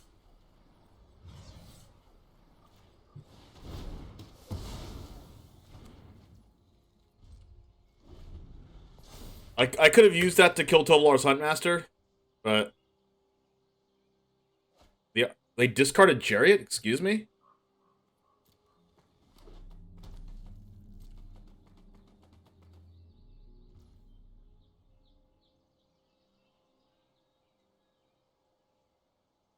My go.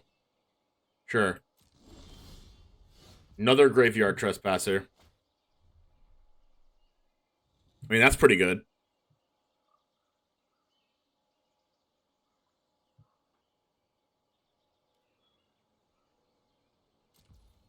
I think I feel more comfortable doing this now.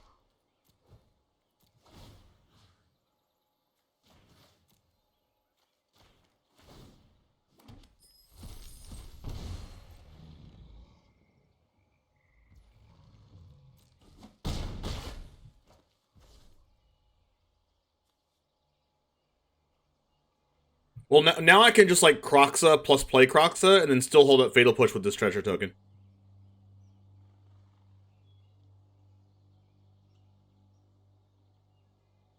Or I could just, like, Graveyard Trespasser.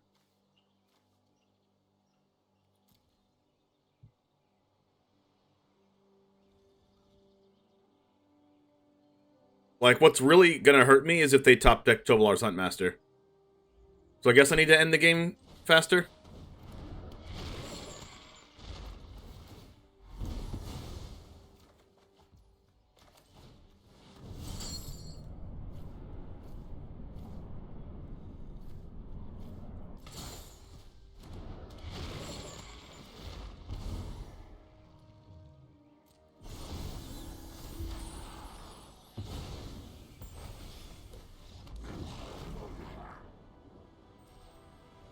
There we go.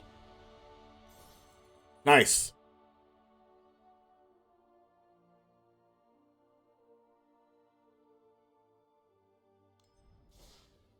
I just got word that YouTube Live, like the YouTube streaming platform, just added rating, which is actually just like one of the major downfalls of streaming on YouTube. Not to say that I will or anything, because I'm a Twitch partner and I can't stream on YouTube anyway. But it's really cool that YouTube added rating.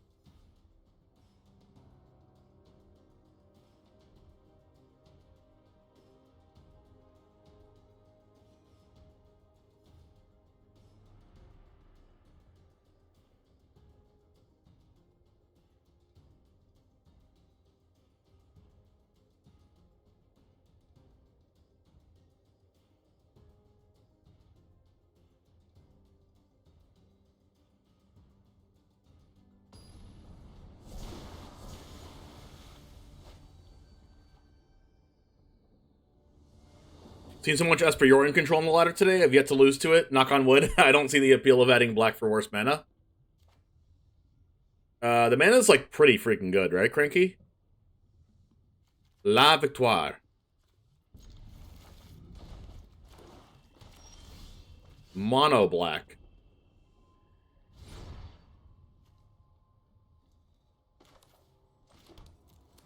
Mono Black Snow in this format. This is probably my first time playing against this.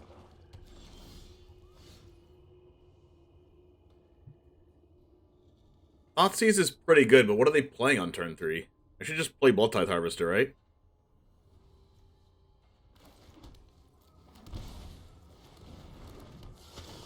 Oh, I just like Heartless Act or Fatal Push?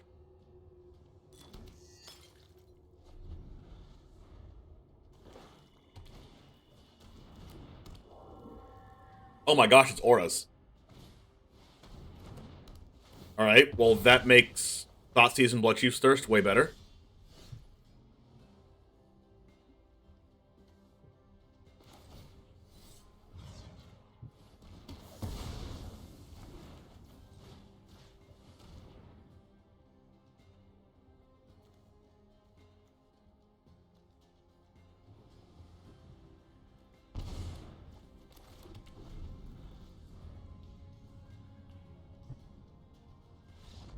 And scoop.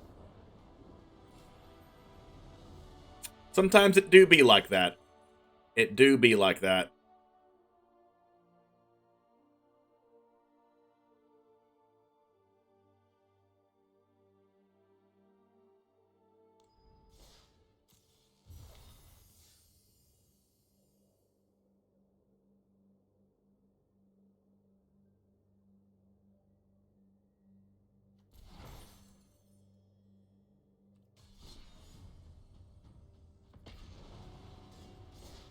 I am currently 11-3 with this deck, and 2 of my losses came to absolute top decking out of their mind. So let's say they didn't top deck out of their mind, I'd be 13-1 with this deck.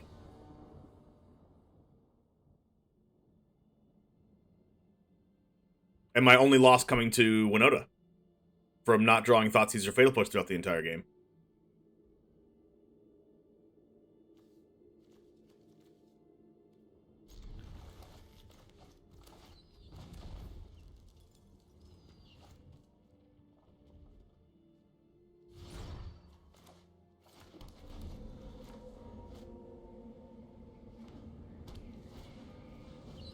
Invul? No. This is Greasefang.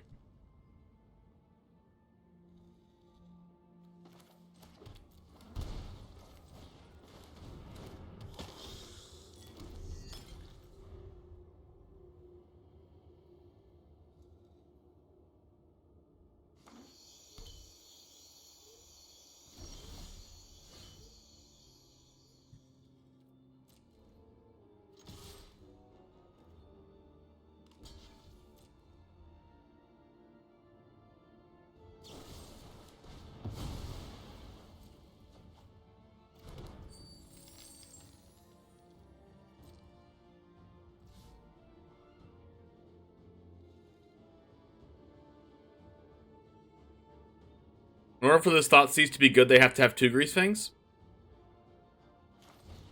For it to be bad, I mean?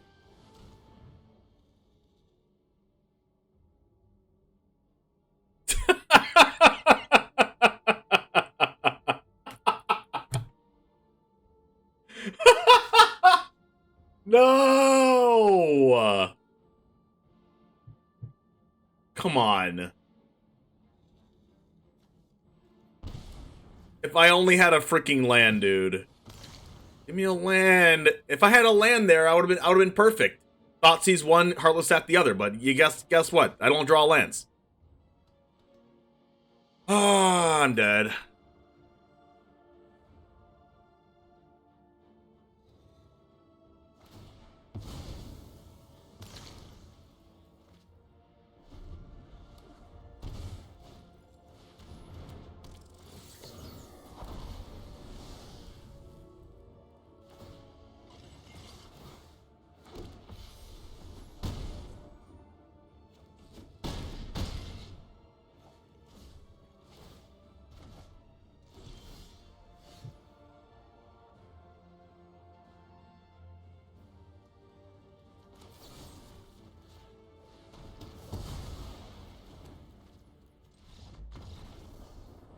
Yep.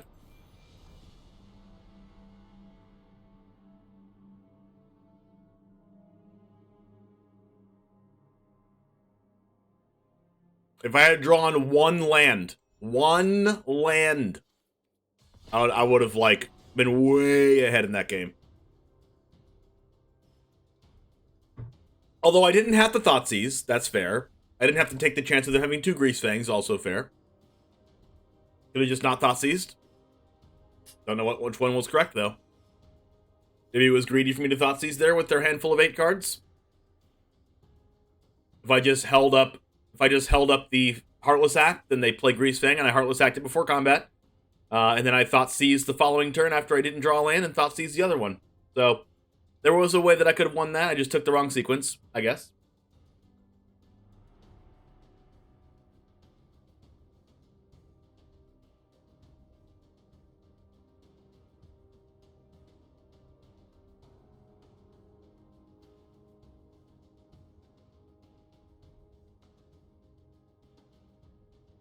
What's up, Monkey YOLO Swag?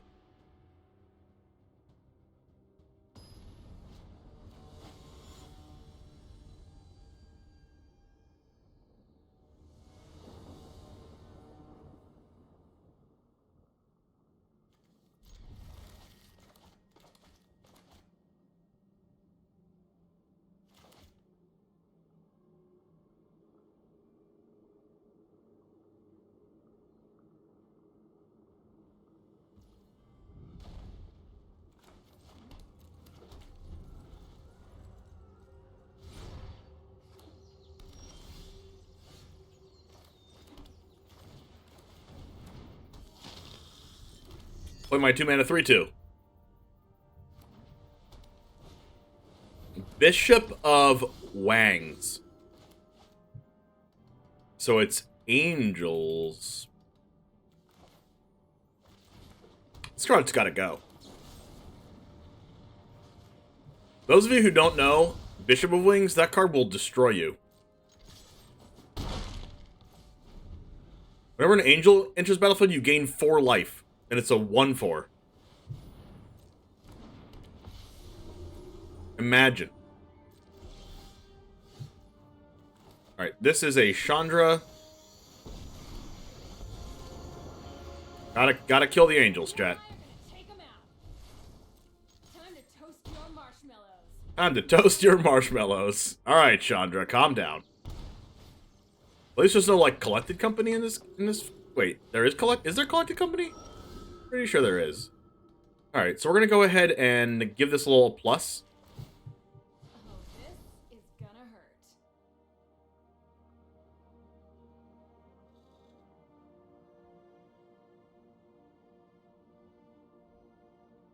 We go Fatal Push, Heartless Act.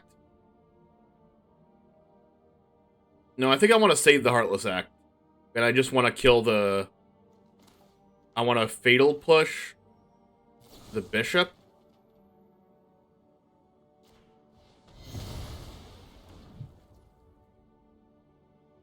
I want to Blood Tithe the Voice of the Blessed. I want to Fable, and then hold up Heartless Act. What's up, Bashful's Flame?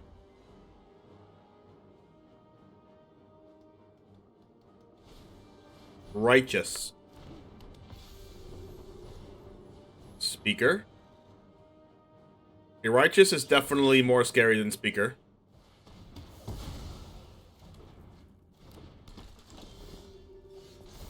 Discard 2. I think I want one more removal spell, so let's just discard this Fable, I think. Okay. God, you know what this deck wants? Glorybringer. Makes a 4/4 if they have at least 7 life more than their starting life, so this doesn't really do anything. I think I'm gonna play the Sokenzan. And then plus this. Yup. That's a card. I will pay. Today's my lucky day. Now I will attack.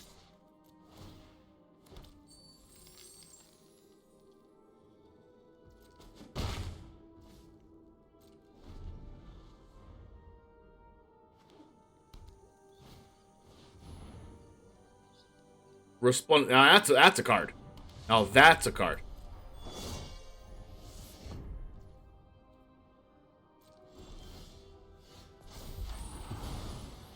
Usually you want to play a land before you plus Chandra if you're doing that. Which is what I'm going to do here, I think. I don't want to lose my Chandra.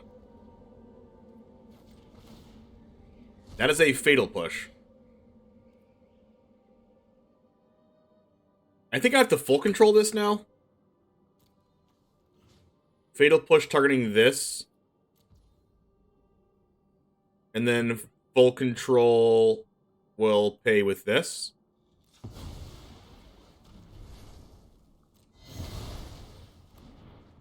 Perfect. Play this. And scoop. I bring order to this broken world. We are blazing it with this deck. Holy crap. We are what, 12-3? No, 12-4?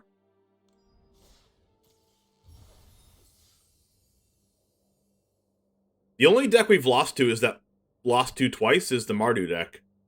Just because they top decked out of their mind and then they had 2 Grease Fangs and I missed my land drop.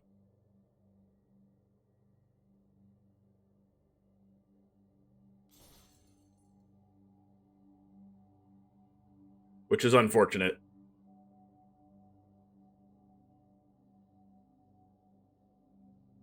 One of the better decks? Yeah, Cranky, I agree. How many notice did I meet so far? Let me double check. You can check it all on my Untapped profile by typing an exclamation point deck in chat. But how many Winotas did we play against? 3? And we're 2-1 right now. 3 Winota, 3 Mardu Parhelion, 2 mono white, one of them was Angels. 2 mono red, 1 mono blue, 1 mono black, and that was a mono black Auras deck. 1 Orzhov deck, which I forgot what that was. 1 Is It Phoenix deck, 1 green-white Angels deck, and then 1 4-color, and that was the top deck freaking Tibalt's Trickery out of their mind. So we should be 14-2, but we just got actually top deck gamed twice. So we're 12-4.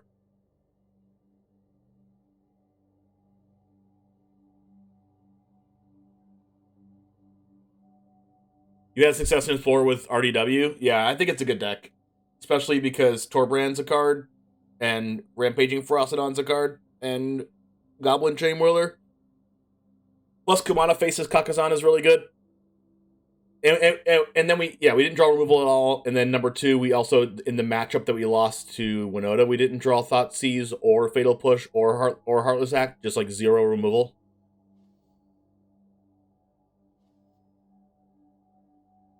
All those cards are in the deck? Yeah. 12-4 is definitely sauce. Yeah, I agree. Let's go ahead and wrap this up for YouTube, then we're gonna transfer over to best of 3 for 3 hours until the tournament starts.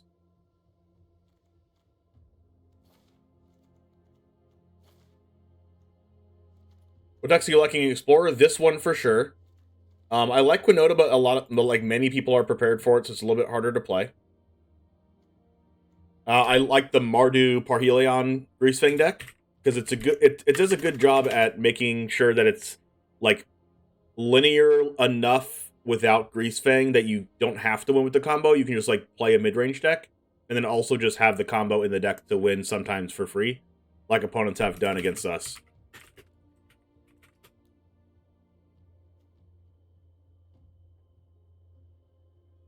This deck has so many standard cards. Yeah, Blood Chief's Thirst, Blood Tithe Harvester, Graveyard Trespasser, Fable the Mirror Breaker, Lolth, and Sorin.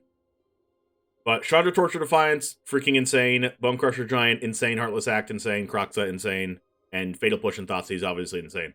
So, like, half the deck is standard cards, half the deck are just obviously broken cards. Not broken, but just, like, definitely cream of the crop, premier, prime removal, and Planeswalkers. Like, put the best red and black cards in the game printed in the last, like, 10 sets, 15 sets, and into already good standard cards, and there you go. What tournament today? It's a D-Gen tournament. It's not listed on Melee because it's not actually on Melee. It's just done by MTG Nerd Girl and friends.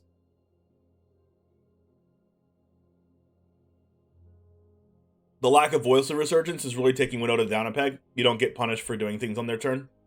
Like, voice of resurgence is a punish, but it's not like as much of a it's not like a game losing punish, you know? It's just like a minor inconvenience. Voice of resurgence. Although it is a really powerful card. I'm not gonna it's an insane card. What format? Explorer, which is the reason why I'm playing Explorer today. But the decks that we lost against, the Greasefang deck, Raven Feeblement hits. The Greasefang deck also, Leyline of the Void hits. So the decks that we did lose to, we have really solid answers for. So I'm not worried about it. Let's talk about this for YouTube.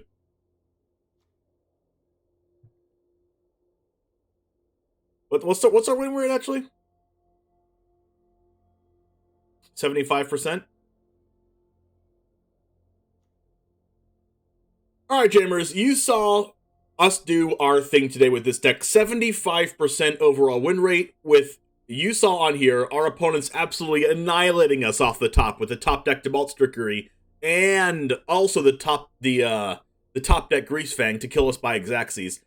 I'm going to keep those losses in the video because they were absolutely absurd and I tilted off the face of the planet. But hopefully you like that, and I know you guys are commenting, raging right now, like your little fingers are going super fast, but 75% win rate, including those 2 losses off the top. So this deck is really a contender for being one of the best decks in Explorer. So if you like more Explorer content, make sure to like the video, subscribe to the content, and let me know in the comments if you'd like to see more things like this and different decks and stuff. So anyways, have a good rest of your day. I'll see you tomorrow. You can check this video out right over here. I did one more Explorer content video over here against Jim Davis. So hopefully you enjoy that, and I'll see you tomorrow. And as always, peace.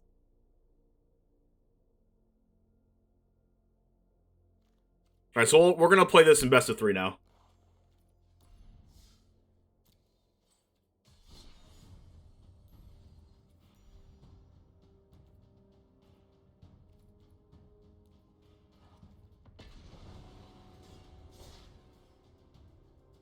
Just to see, like, a feel of sideboards and stuff.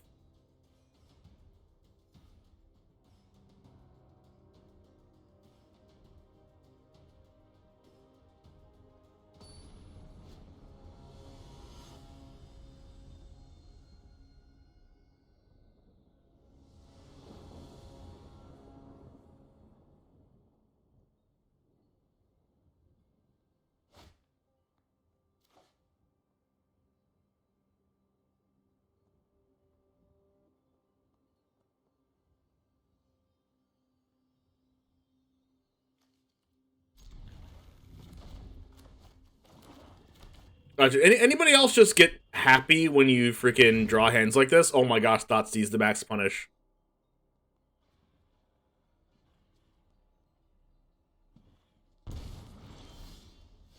The YouTube Jame.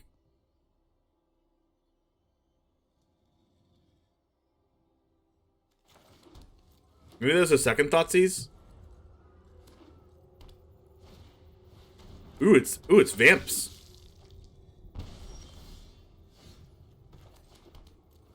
I'm in for some Vamps. In before freaking Sorin 5-drop, like what always happens. Alright, hand it to me.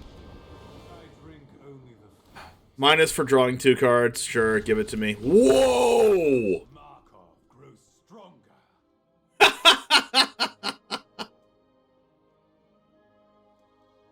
What? The heck, dude? How do they always draw the nuts? That's the nuts. Discard 2 cards? I don't want to.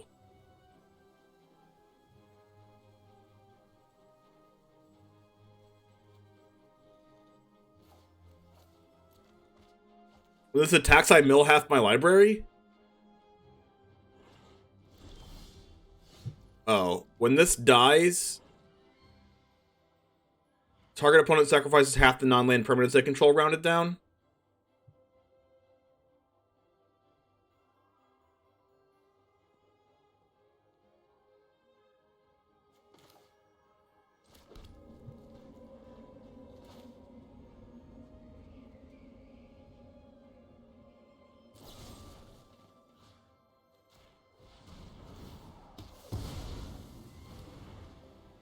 Your head hurts when you laugh? At least I got someone laughing.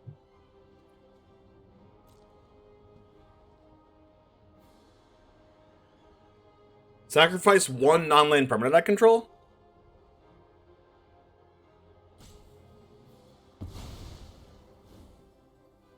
Why didn't I have to sacrifice two? Oh, because I had two non-land permanents on the board. Oh, got it.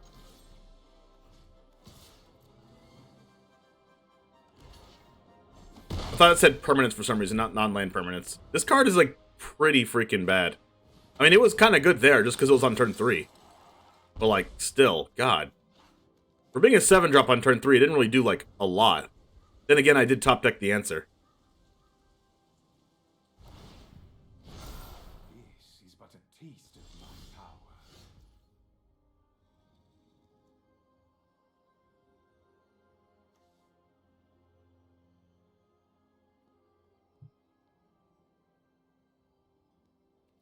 Let's attack Sorin and then play Graveyard Trespasser, I guess.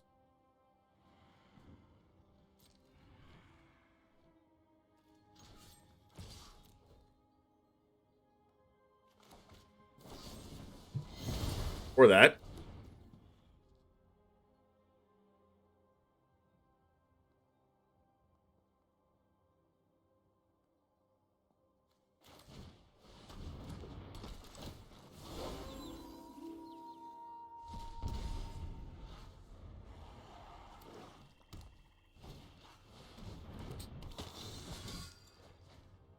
Pretty good.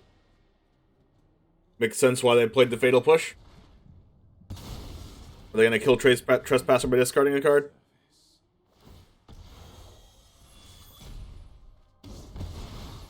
We're playing red? I think I need to do this and then sacrifice this to hit my land drop.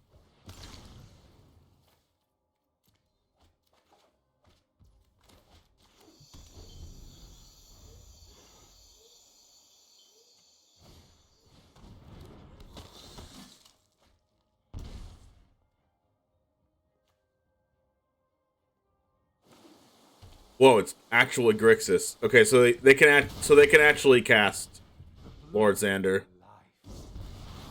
Gosh, Sorin is so good.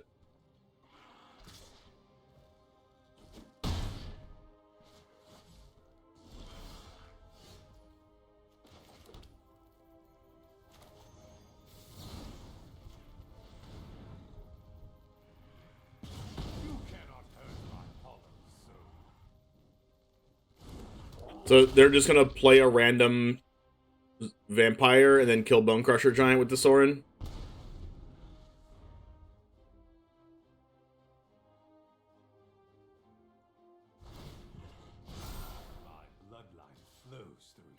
I mean, I'm happy to keep my Bone Crusher alive. Well, that just probably means they have Fatal Push.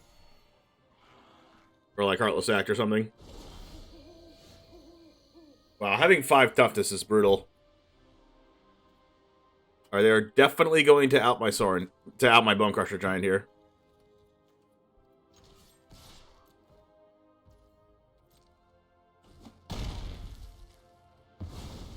Or not.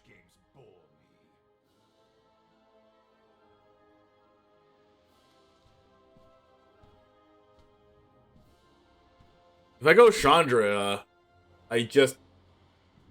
like, it's not good. Like, this Champion of Dusk is insane.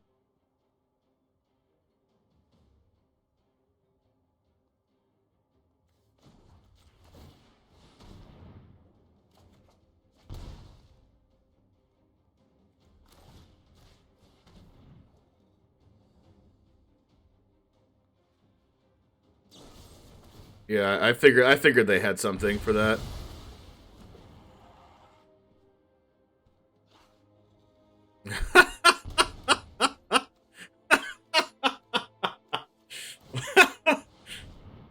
They can actually hard cast Lord Xander in mono in freaking. Oh, top deck Sorin. Depart Innistrad immediately. Of course. Why wouldn't they? Blood calls to your The reason why I took their Sorin was to make them not put a 1/1 counter on this and kill me, but they top decked it. Imagine.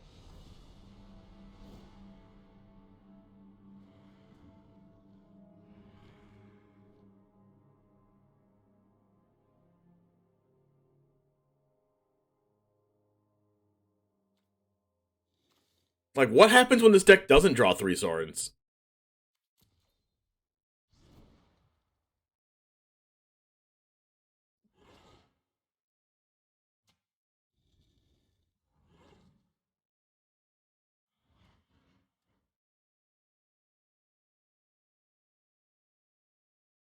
Fated Push is, like, okay.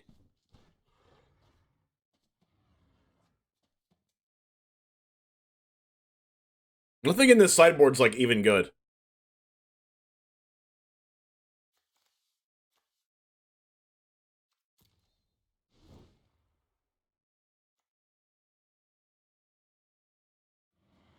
I just, like, go blank them?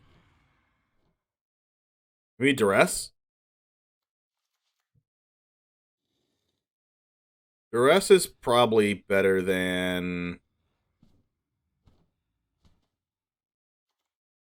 this.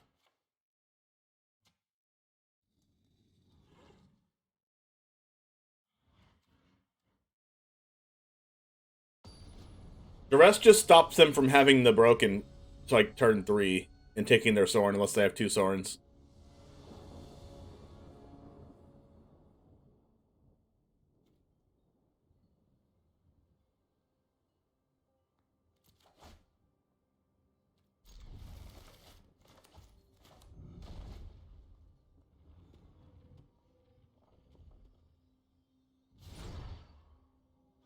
Haunted Ridge, then Bone Crusher? Or Thoughtseize first? No, I have to play my Red Source Tap first.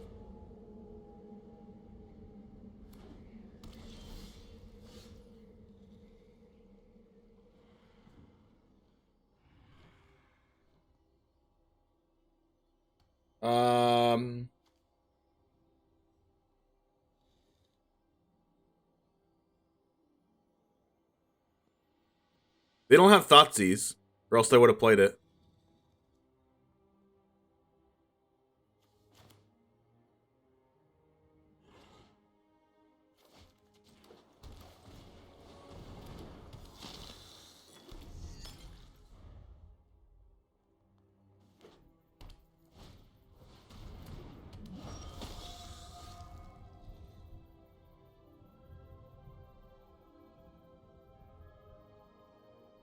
That is a Gifted Aetherborn?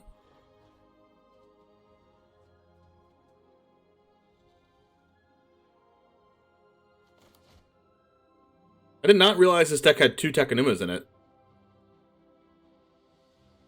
I will definitely be taking one of these out.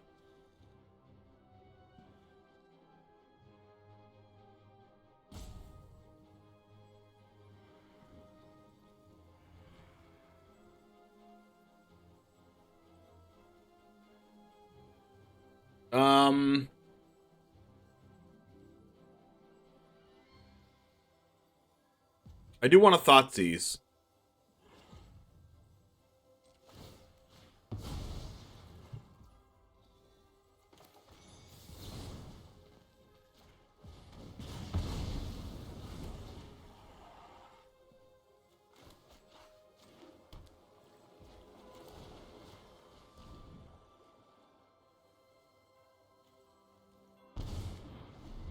That makes this Go Blank so good right now because this is Legendary land. It doesn't actually progress my lands.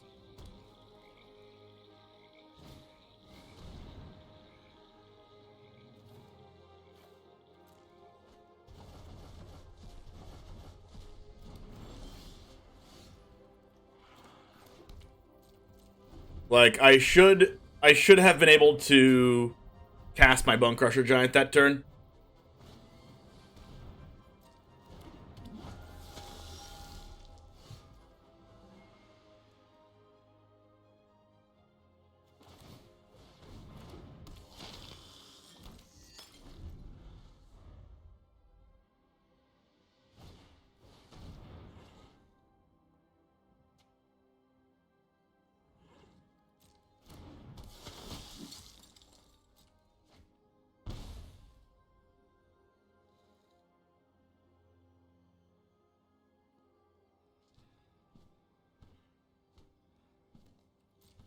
Alright, so I can kill Gifted Aetherborn with Blood Tithe Harvester.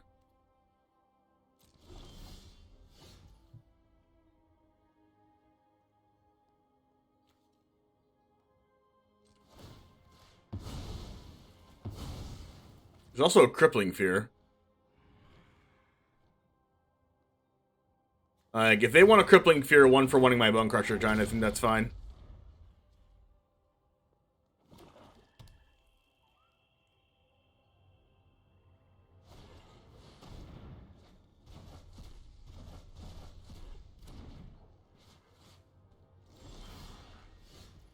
How about every Go Blank ever created?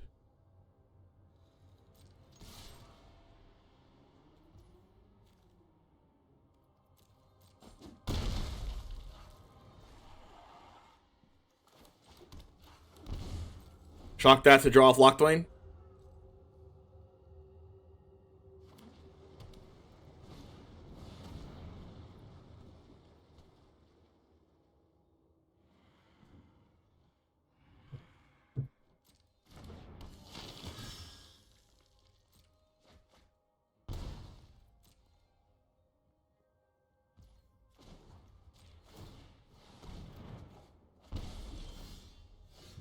The Rare Trespasser is not bad. But it also just dies to Crippling Fear.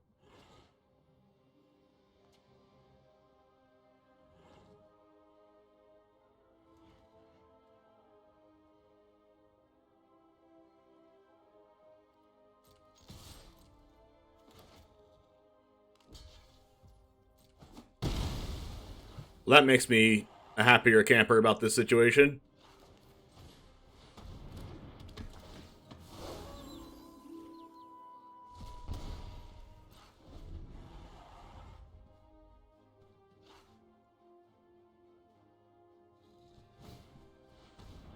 Baited.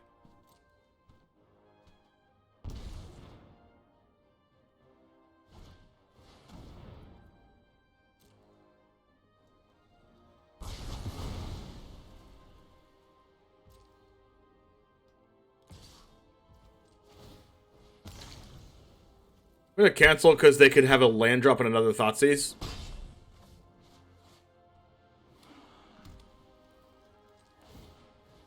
They're playing a lot of lands for a Vampire's deck to be able to cast. Oh my goodness. Not like this.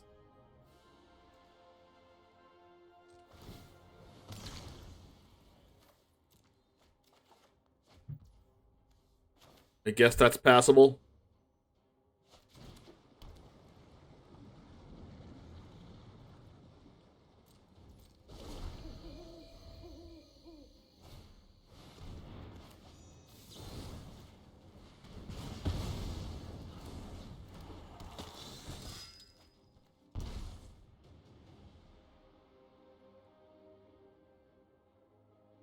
They run Xander, so they probably need lands. But the thing is, Xander's probably not a good card. So it's like, even though they have the lands, it's just like not good. So like, you're putting more lands to run Xander, but Xander's not good enough anyway. So like, you might as well just play a little bit less lands and then not play Xander.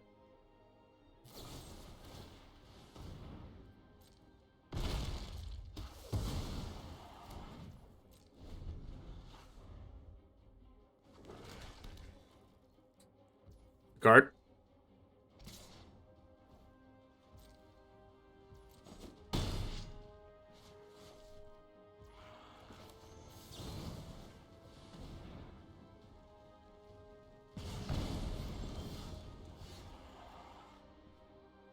Lots of yikes.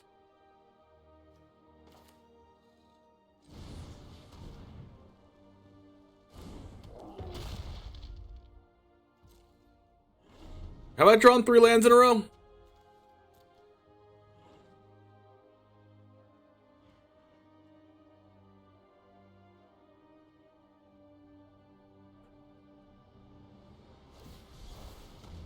Oh my, that's a good draw.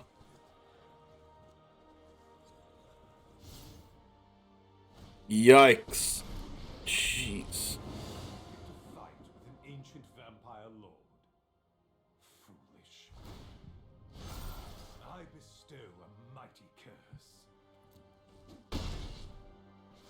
That was a really, really good draw.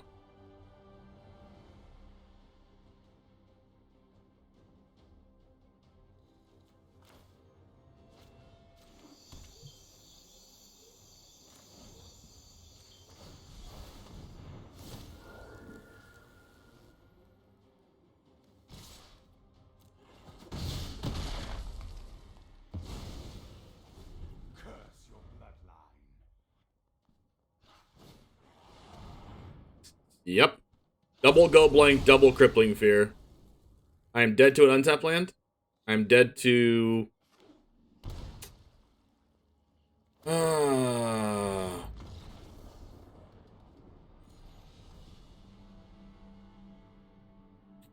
Yeah, but that doesn't mean it's good, though.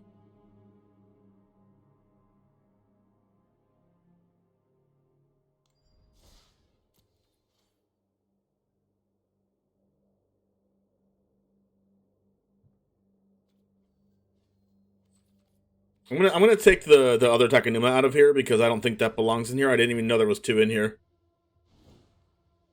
That's like pretty bad.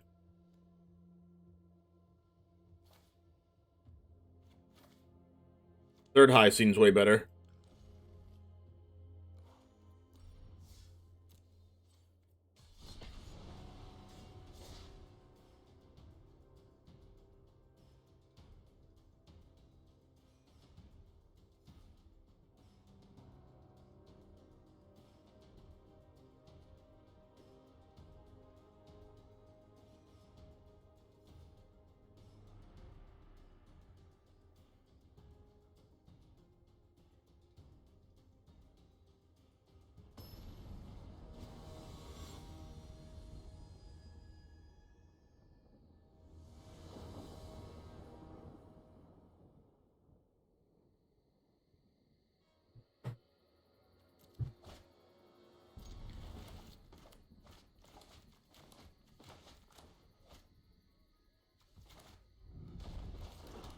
Yorion.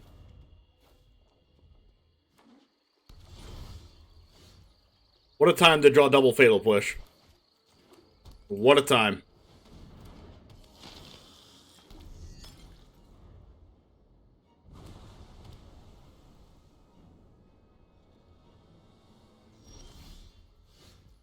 Alright, well that's a good card.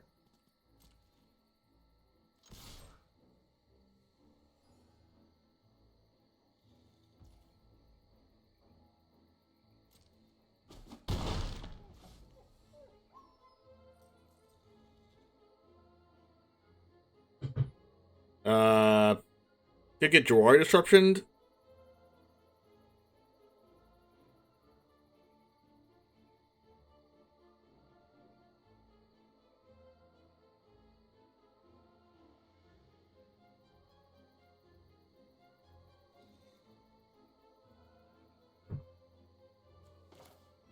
I feel like this is red mana since we have Chandra.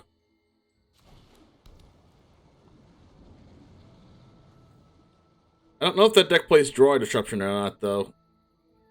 There's no 3-mana sweeper.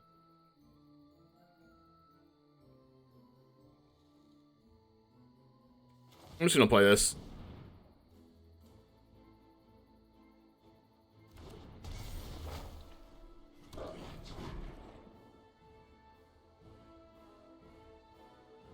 Could just be like Sea Ordain. Shark Typhoon? Wow.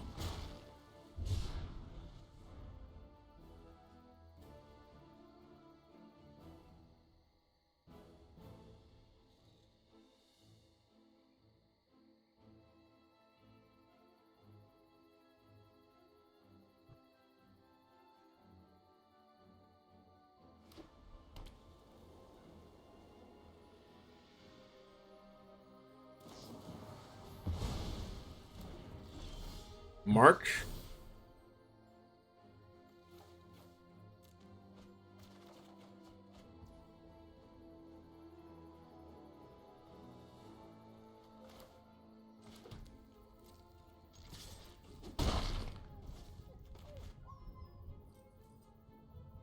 Is there any 4-mana sweepers? Yeah, there's Depopulate, right? There's Depopulate and Shatter the Sky? Is there any other 4-mana sweepers besides Depopulate and Shatter the Sky in this format? I don't think Wrath of God's in this format.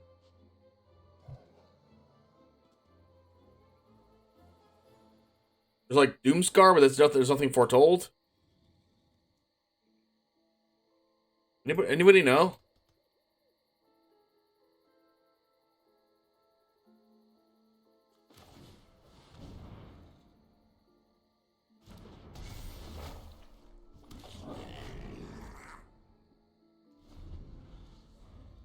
Day of Judgment's in this format? When did that get printed?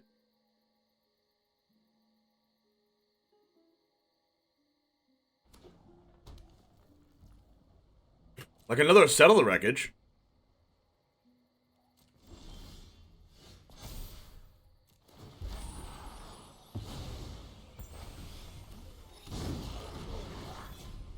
Could also be Shark Typhoon for 2.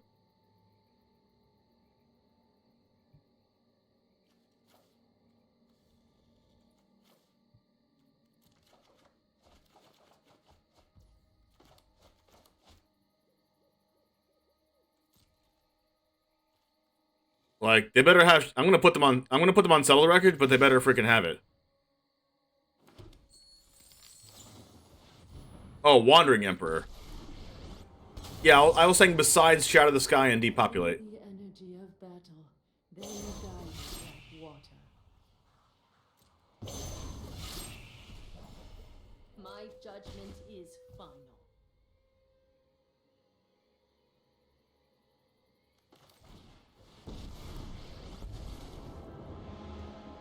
They could have Doomscar. Over here. Oh, today's my lucky day.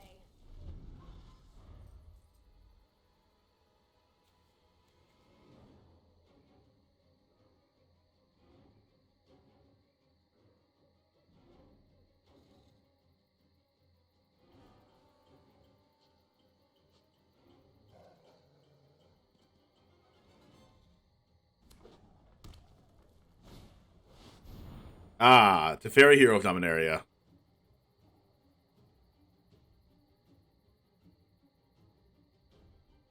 I won't hide from the world any longer. Let's skip to the good part.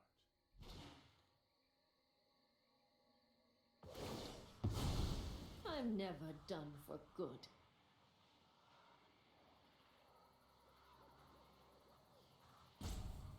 Make it 2/2. Keep watch for intruders.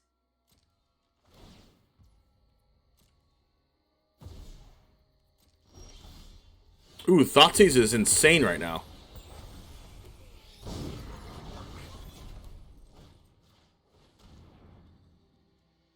Ah, okay. Now, that's all I need to know. Shatter the Sky is the removal of choice. And Scoop.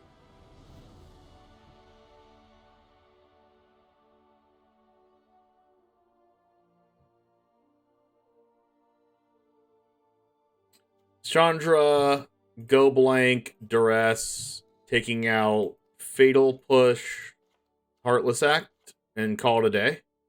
Bloodchief's Thirst can get rid of a Planeswalker.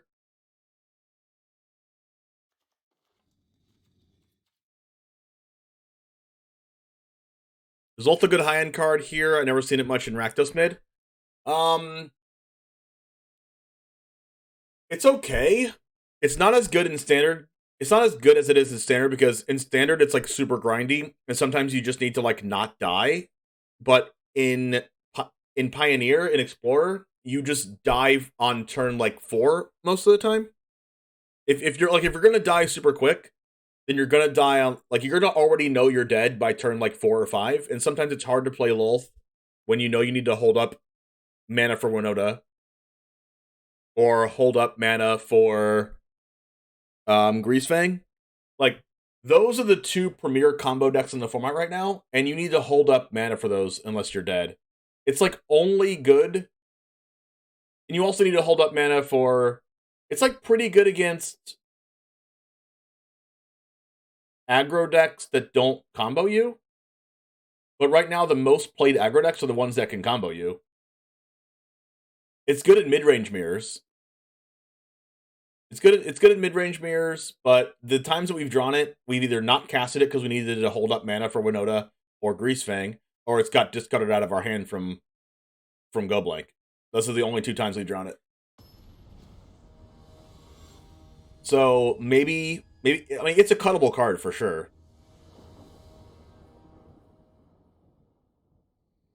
It's definitely a flex slot.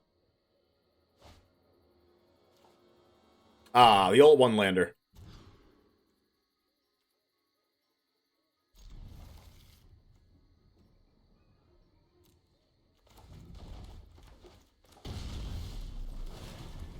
Look at that. Look at that perfect mulligan strategy.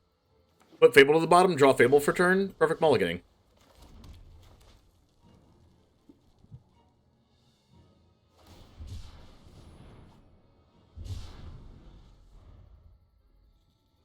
Everyone on the most playing Winota? I've literally only played it against it 3 times today. Is Depopulate better than Shatter? I think it's worse than Shatter for like all the mid-range decks playing like multicolored cards. But I mean, Shadow the Sky could be... Shadow the Sky is worse against like Bone Crusher Giant. Worse against Mono Green, Gruul. I think we just cast this right now because I don't want this Fable to get countered because we need to ramp.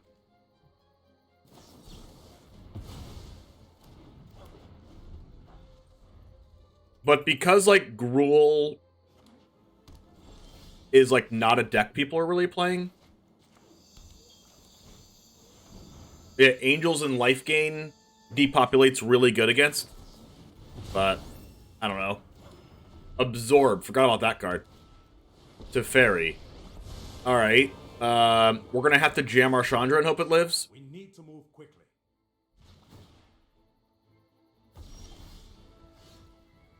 Alright, I'm gonna jam Sorin instead. Because this likely gets countered. When your opponent has a foil Jawari Disruption, that's how you know they've played control decks all their entire life. I'm never not playing with Jawari Disruption. We're probably dead. There's a Teferi that actually untapped. They untapped with it. So what I want to do here is I want to draw a land. But I'm going to have to draw it for... That resolved? Excuse me? What? My hair is on fire? I know. Oh, this is gonna hurt. I might just die, though. I do need to have this live, though, and have Teferi not tuck this. It's gonna tuck it. You have foil draw you don't hate? It was a Warlords track cosmetic. Listen, I'm hating for the content, not that I actually hate it. Alright, here we go. They probably have, like, all removal spells in hand if that didn't get countered, so... My next Chandra should, like... I guess... be alive, hopefully. Blood Chiefs? Alright, if they don't have counter spells, then this freaking resolves. Please resolve. It resolved! We have a chance!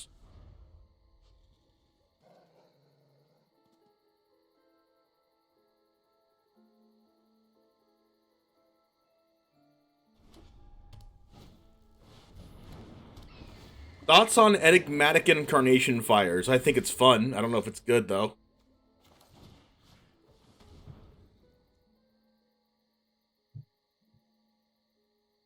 Jawari Disruption, Farewell, March, Shatter. Isn't that a yikes?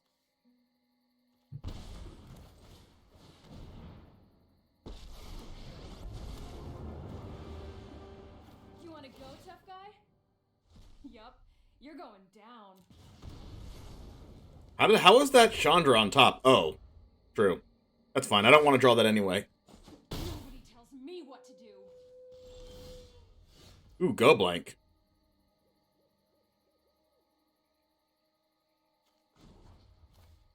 Could be good in the future.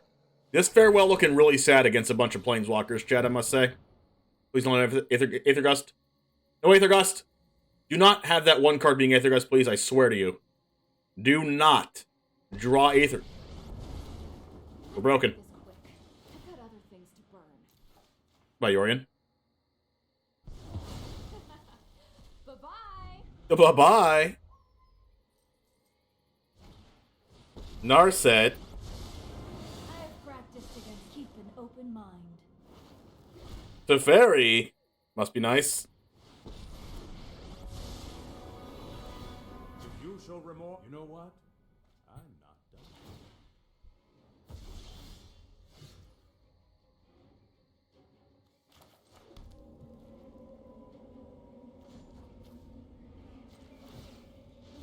Hope it's not too hot for ya. Could just, like, go Hive and try to kill this.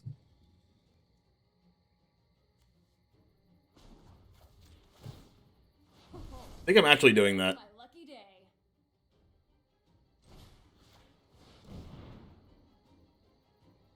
Hopefully they discard that March.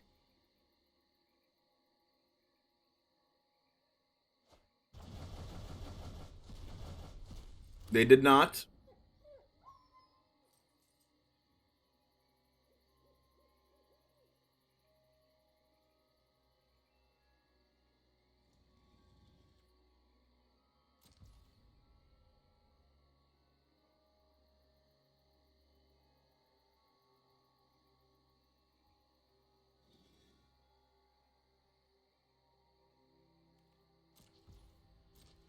I'm just gonna draw a card with Castle.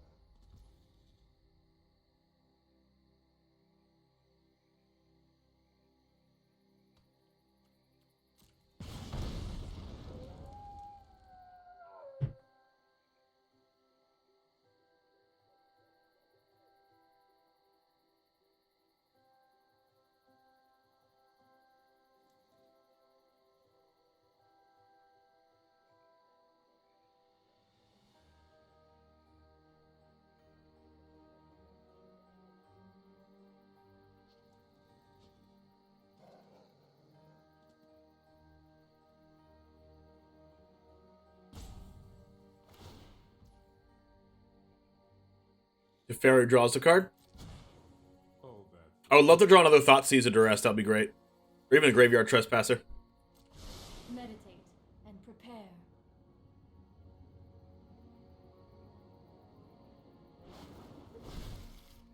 Omen.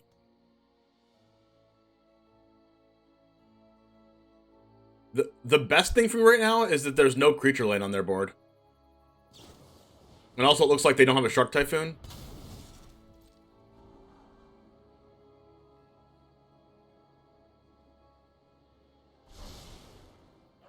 Double bottom jeans.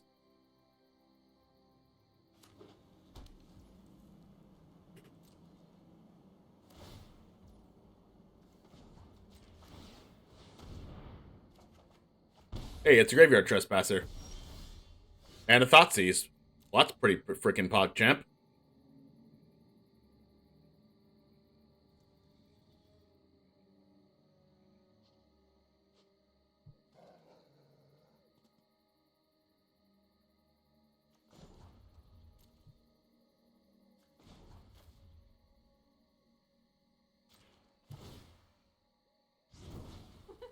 No pressure. Go blank. You're I'll going take it. down.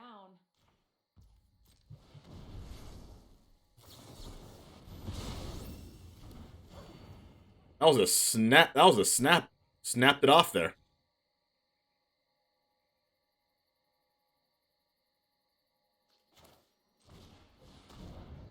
Second absorb.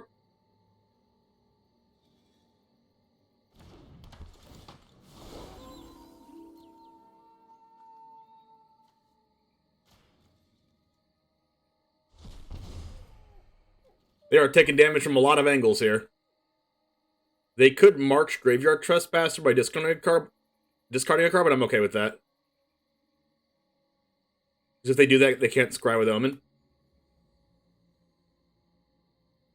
If this Teferi Ultimate's going to be real sad for me. I might have to, like, hit it with Chandra. Big Chandra. Memory Deluge.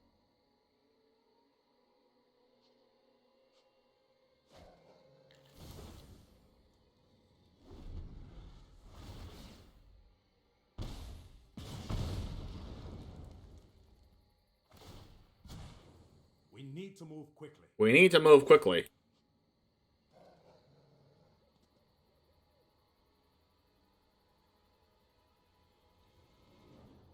My first action is going to be activating my Planeswalkers and then attacking Teferi, because that card's a problem. Field of Ruin, that's a good card. And hit my castle.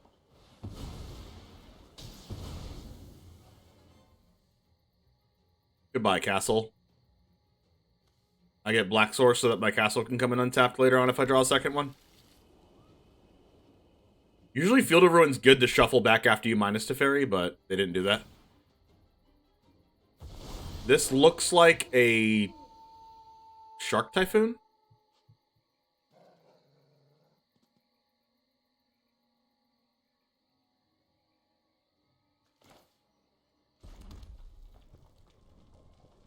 Shark Typhoon for 8? That's a lot.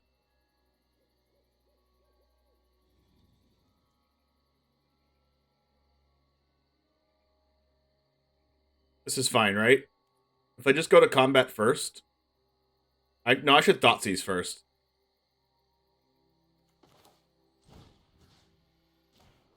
Because then they use Shark Typhoon now if they have it.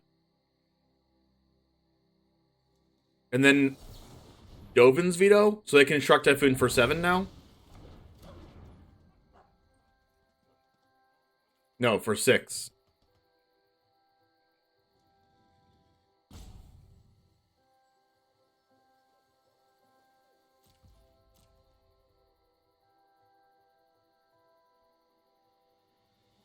Keeping my Planeswalkers up, so Shark Typhoon blocks Graveyard Glutton, then I can kill the Shark Typhoon.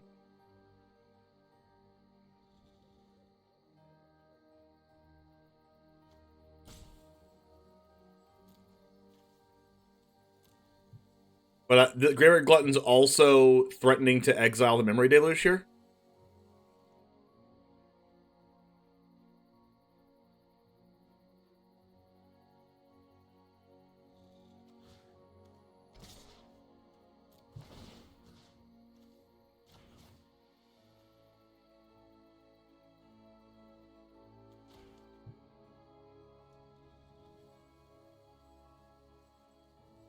And if they use Memory Deluge in response, okay. Oh, that's a good card. I've learned much during my travels. Let me show you. You decked yourself with Ravine and Esper Greasefang? Wow.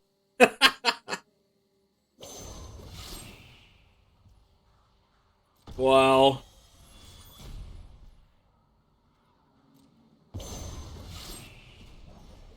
It'd be really, really difficult for me to get damage on this.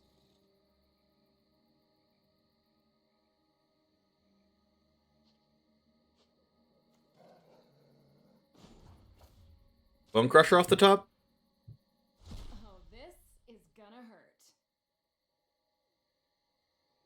Okay with this.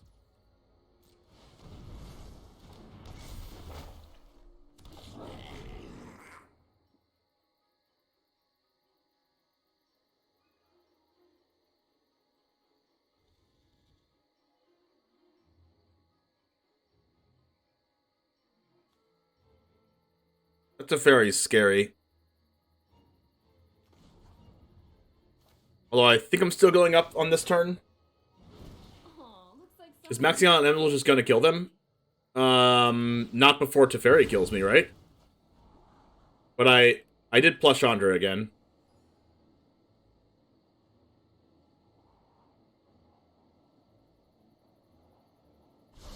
Like, all I need is a big Shark Typhoon plus Teferi emblem, and then they'll kill me before they die to Chandra emblems.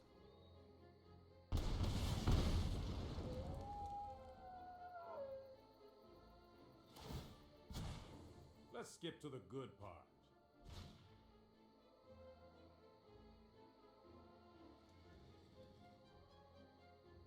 So now I'm going to have 2 attackers attacking Teferi, which makes the march not be as good.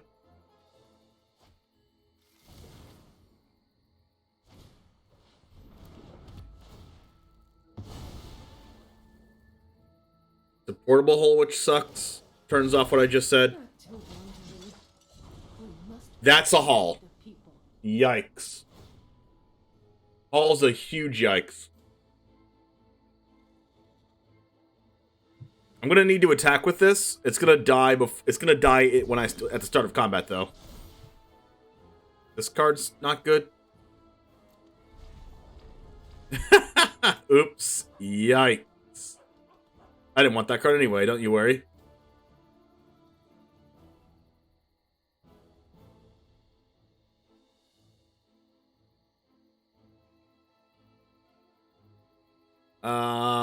This card, I mean, it would have been good to have just to play, obviously. Main phase 2. Chandra can plus... This card is a problem.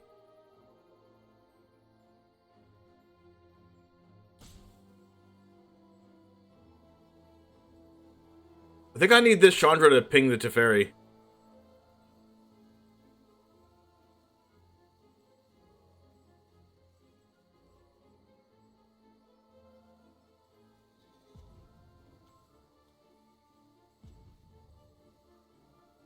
Maybe we get a Thoughtseize out of him, though?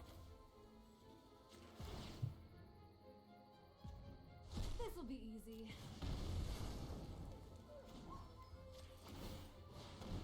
So we make them use the March here.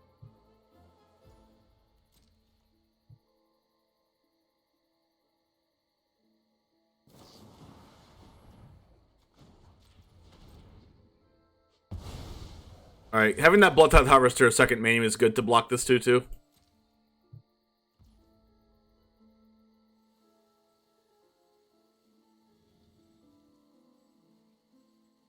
So what happens if Teferi emblems? They draw a card, they emblem Teferi, they start exiling all my Chandras and stuff. But if I minus on this... Actually, Bloodtithe Harvester is pretty important. Blocking this, and now this and this, even if I plus Chandra, this and this blocks... This and this kills this.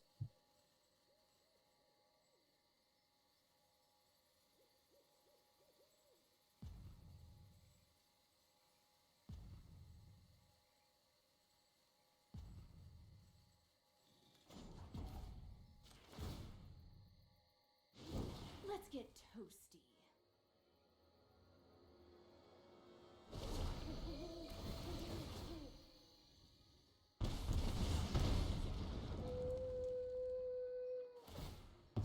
We will meet again.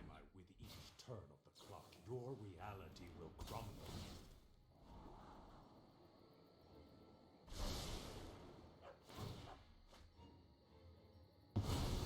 Hey, at least I tried.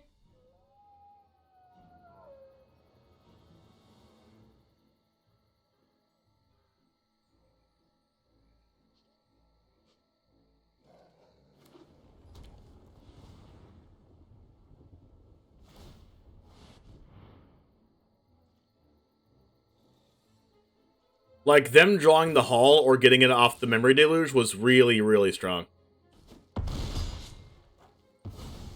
Whatever. Figure it out on your own.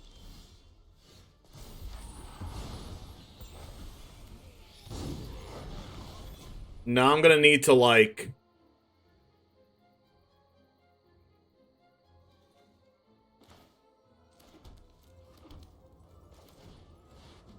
Like, this is definitely just gonna get exiled. Oh my gosh, it's Aether Gust. Oh my gosh, that was really strong. They're gonna need to kill me before... Like, two turns. But they're gonna be able to, right? Because they have Hall. Like, Hall's so important. Man, I should have not discarded the Harvester. I think that Harvester was really important. Because if I didn't discard the Harvester, I would have a blocker. They would have to, like, deal with it.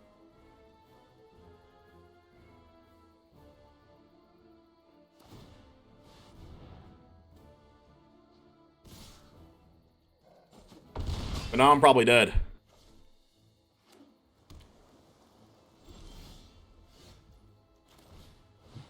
Another Aether Gust? I know who I am. Yeah, I'm just dead. No one is telling me what to do. No pressure.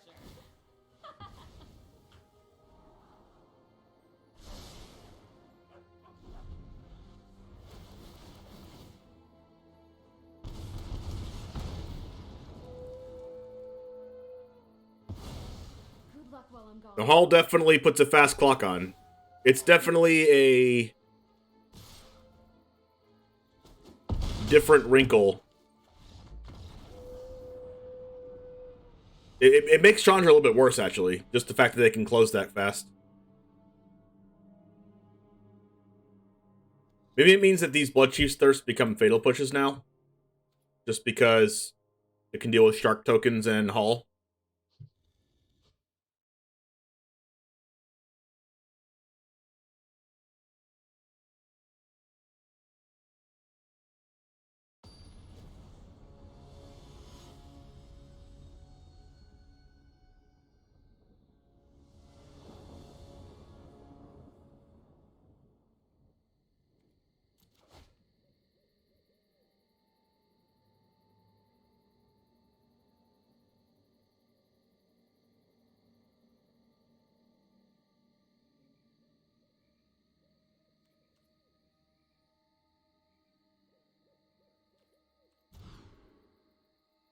This hand's much better. Holy crap.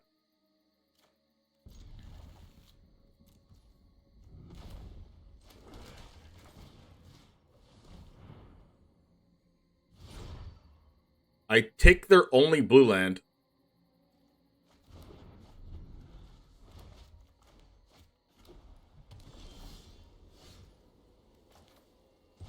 Well, that's pretty busted.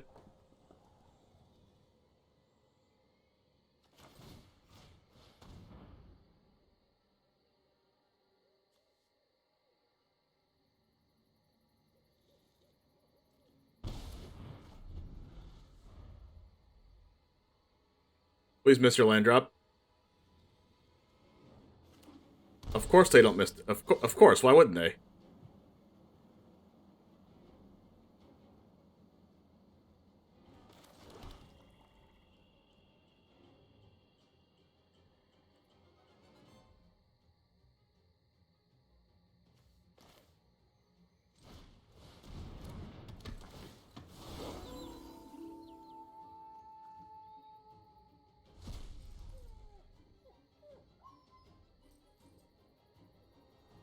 They can pitch Veto or Teferi and another land, so they can lose 3 cards here. They pitch Memory Deluge, though. Now they're on, like, absolutely nothing. If they don't draw a land, they just lose the game. Perfect. Do this, get vetoed.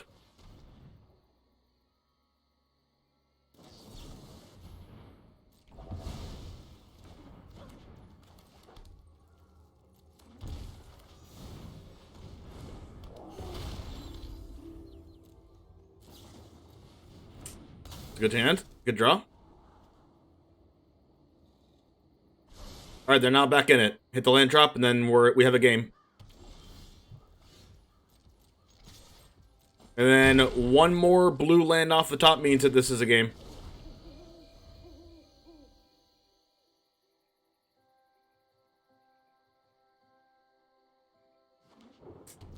Yeah. And the Field of Ruin was pretty good, too.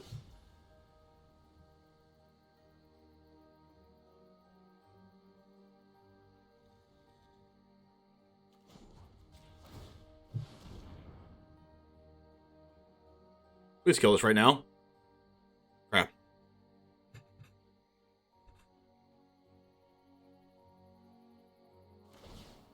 I wanted them to kill it as it was land so I can still cast this.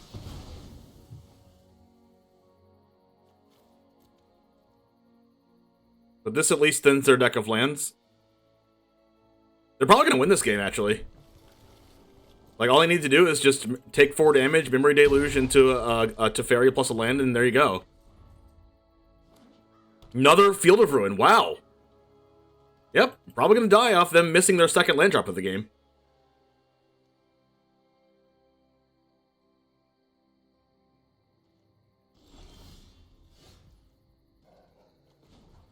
Especially since I don't have any more lands in my deck. Any more basic lands.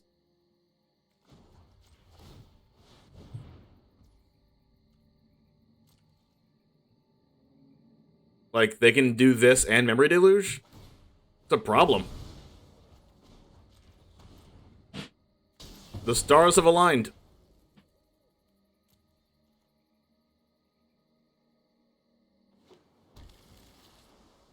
No, they can't do that and Memory Deluge, though, because they're missing one land for that, but...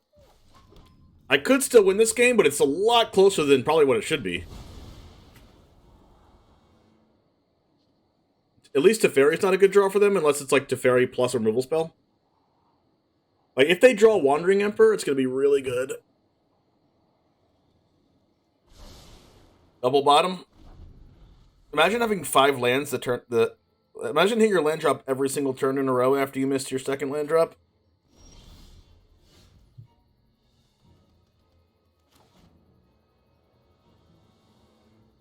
I need to force interaction. So that they don't Memory Deluge.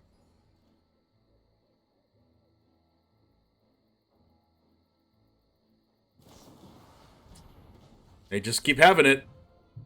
They can do this plus Memory Deluge. They needed that March. Wow. Oh my god, they have it all! Wow. And the Hall, no!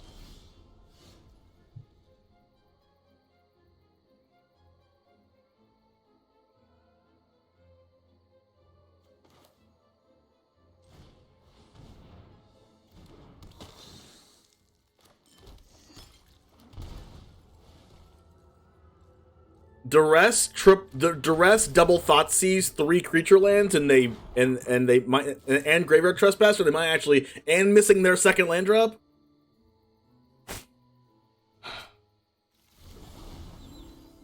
That Hallowed Fountain they drew for turn on turn 3 was like absolutely bonkers. Alright. It's nighttime.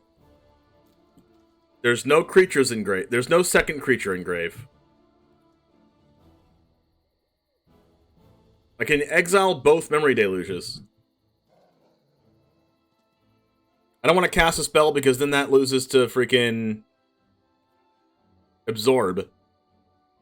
So I think I need to just start off by attacking and then just get blocked by Hall of the Storm Giants.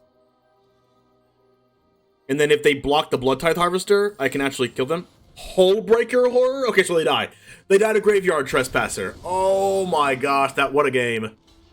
What a game. Oh my gosh. What a game. Oh.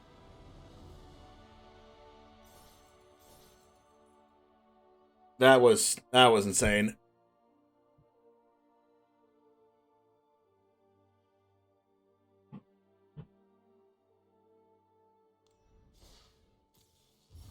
They're also dead if they block the token? Yes.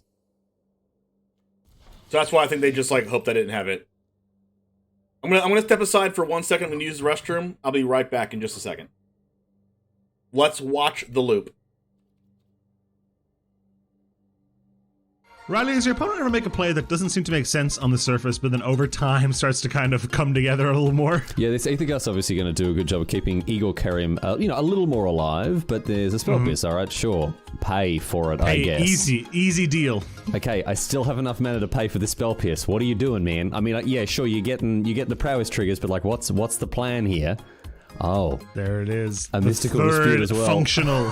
Yeah, functional spell pierce enough to get in for Xaxes.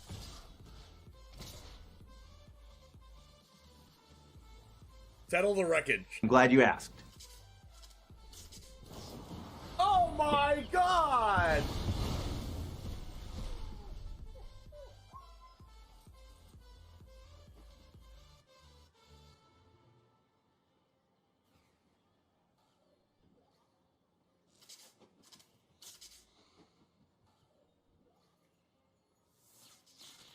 100-card historic brawl.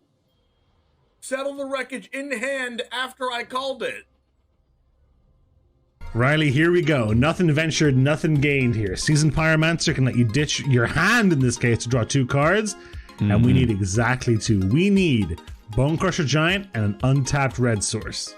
Need the Bone Crusher Giant with Stomp, which stops the 9 lives from preventing damage, and we need the red source to cast the Stomp, Dennis. And wouldn't you know there it is! Look at that! I've always maintained, Dennis, I've always maintained that Magic is a very skill-testing game indeed, and Charizard James is showing us just how skill-based this game is, ripping the actual perfect 2 off the top here, and is going to win the game on the spot because of it. Yo, what's up, Titan Smash? Oh no!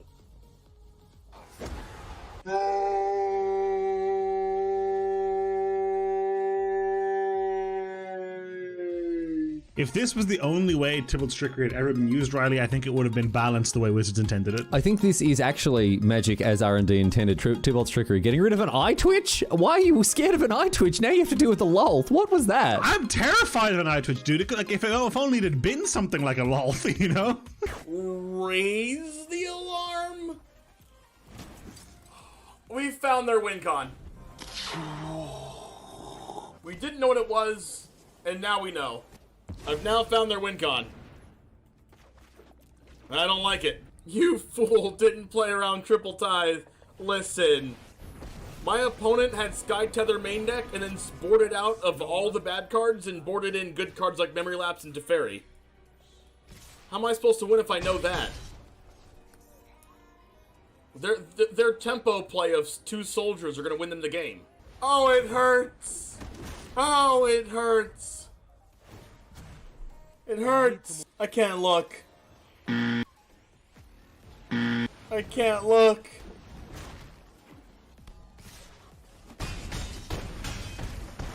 Ow.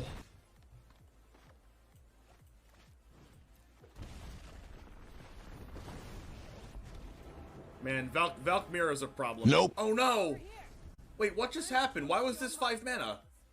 Oh no! It came in tap! Oh no! It came in tap. Oh my god, did we do it? Yes! I attack! Holy shit! I attack! I attack! I attack! Everyone's clenching right now.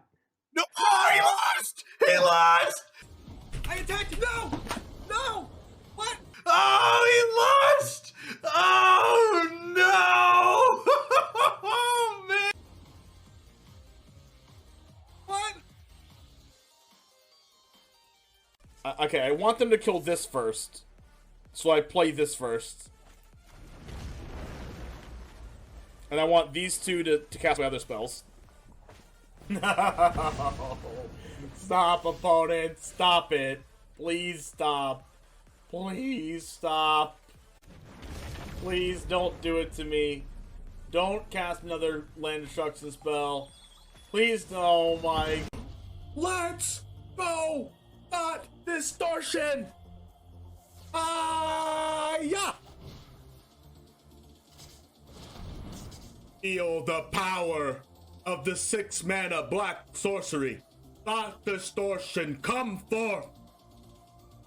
I summon the winged dragon of Ra! Oh! Oh! PogChamp! Oh! What the heck, dude? Makes you wonder why I'm not playing that card in my deck right now. Alright guys, thanks for hanging out this entire time for this Explorer day. Tomorrow should be back to standard with a Jund aggro deck that did well in Stream League. What is on the calendar for this week, do you ask? Today's the 3rd. Well, let's see. We don't have anything special planned until Sunday, which is the DGen Gaming Explorer Tournament happening on MTG Melee. That is on the 8th. Sunday the 8th we'll be playing in that. Let's see. There is a standard DGen tournament not on the 17th, which is 2 Tuesdays from now, and the New Capenna Championship on Friday, Saturday, and Sunday, the 20th, 21st, and 22nd. I'm probably not going to make day 2 in that, so I have a Yu-Gi-Oh! Tournament planned for that Saturday, but if I make day 2, I will be canceling that Yu-Gi-Oh! Tournament. There is a qualifier weekend, is the 28th and 29th of this month, and then DreamHack starts off June 2nd, 3rd, 4th, 5th, and 6th for me. So that is what the schedule is. If you like the content, if you want to see me play this format again, if you want to see me play anything again, and you're here for the first time, make sure to click that follow button in order to see me on the left-hand side of the screen when I go live. Have a good rest of your day, everybody. Thanks for hanging out, and I will see you all tomorrow. And as always, Goose Gang, out. Let's go!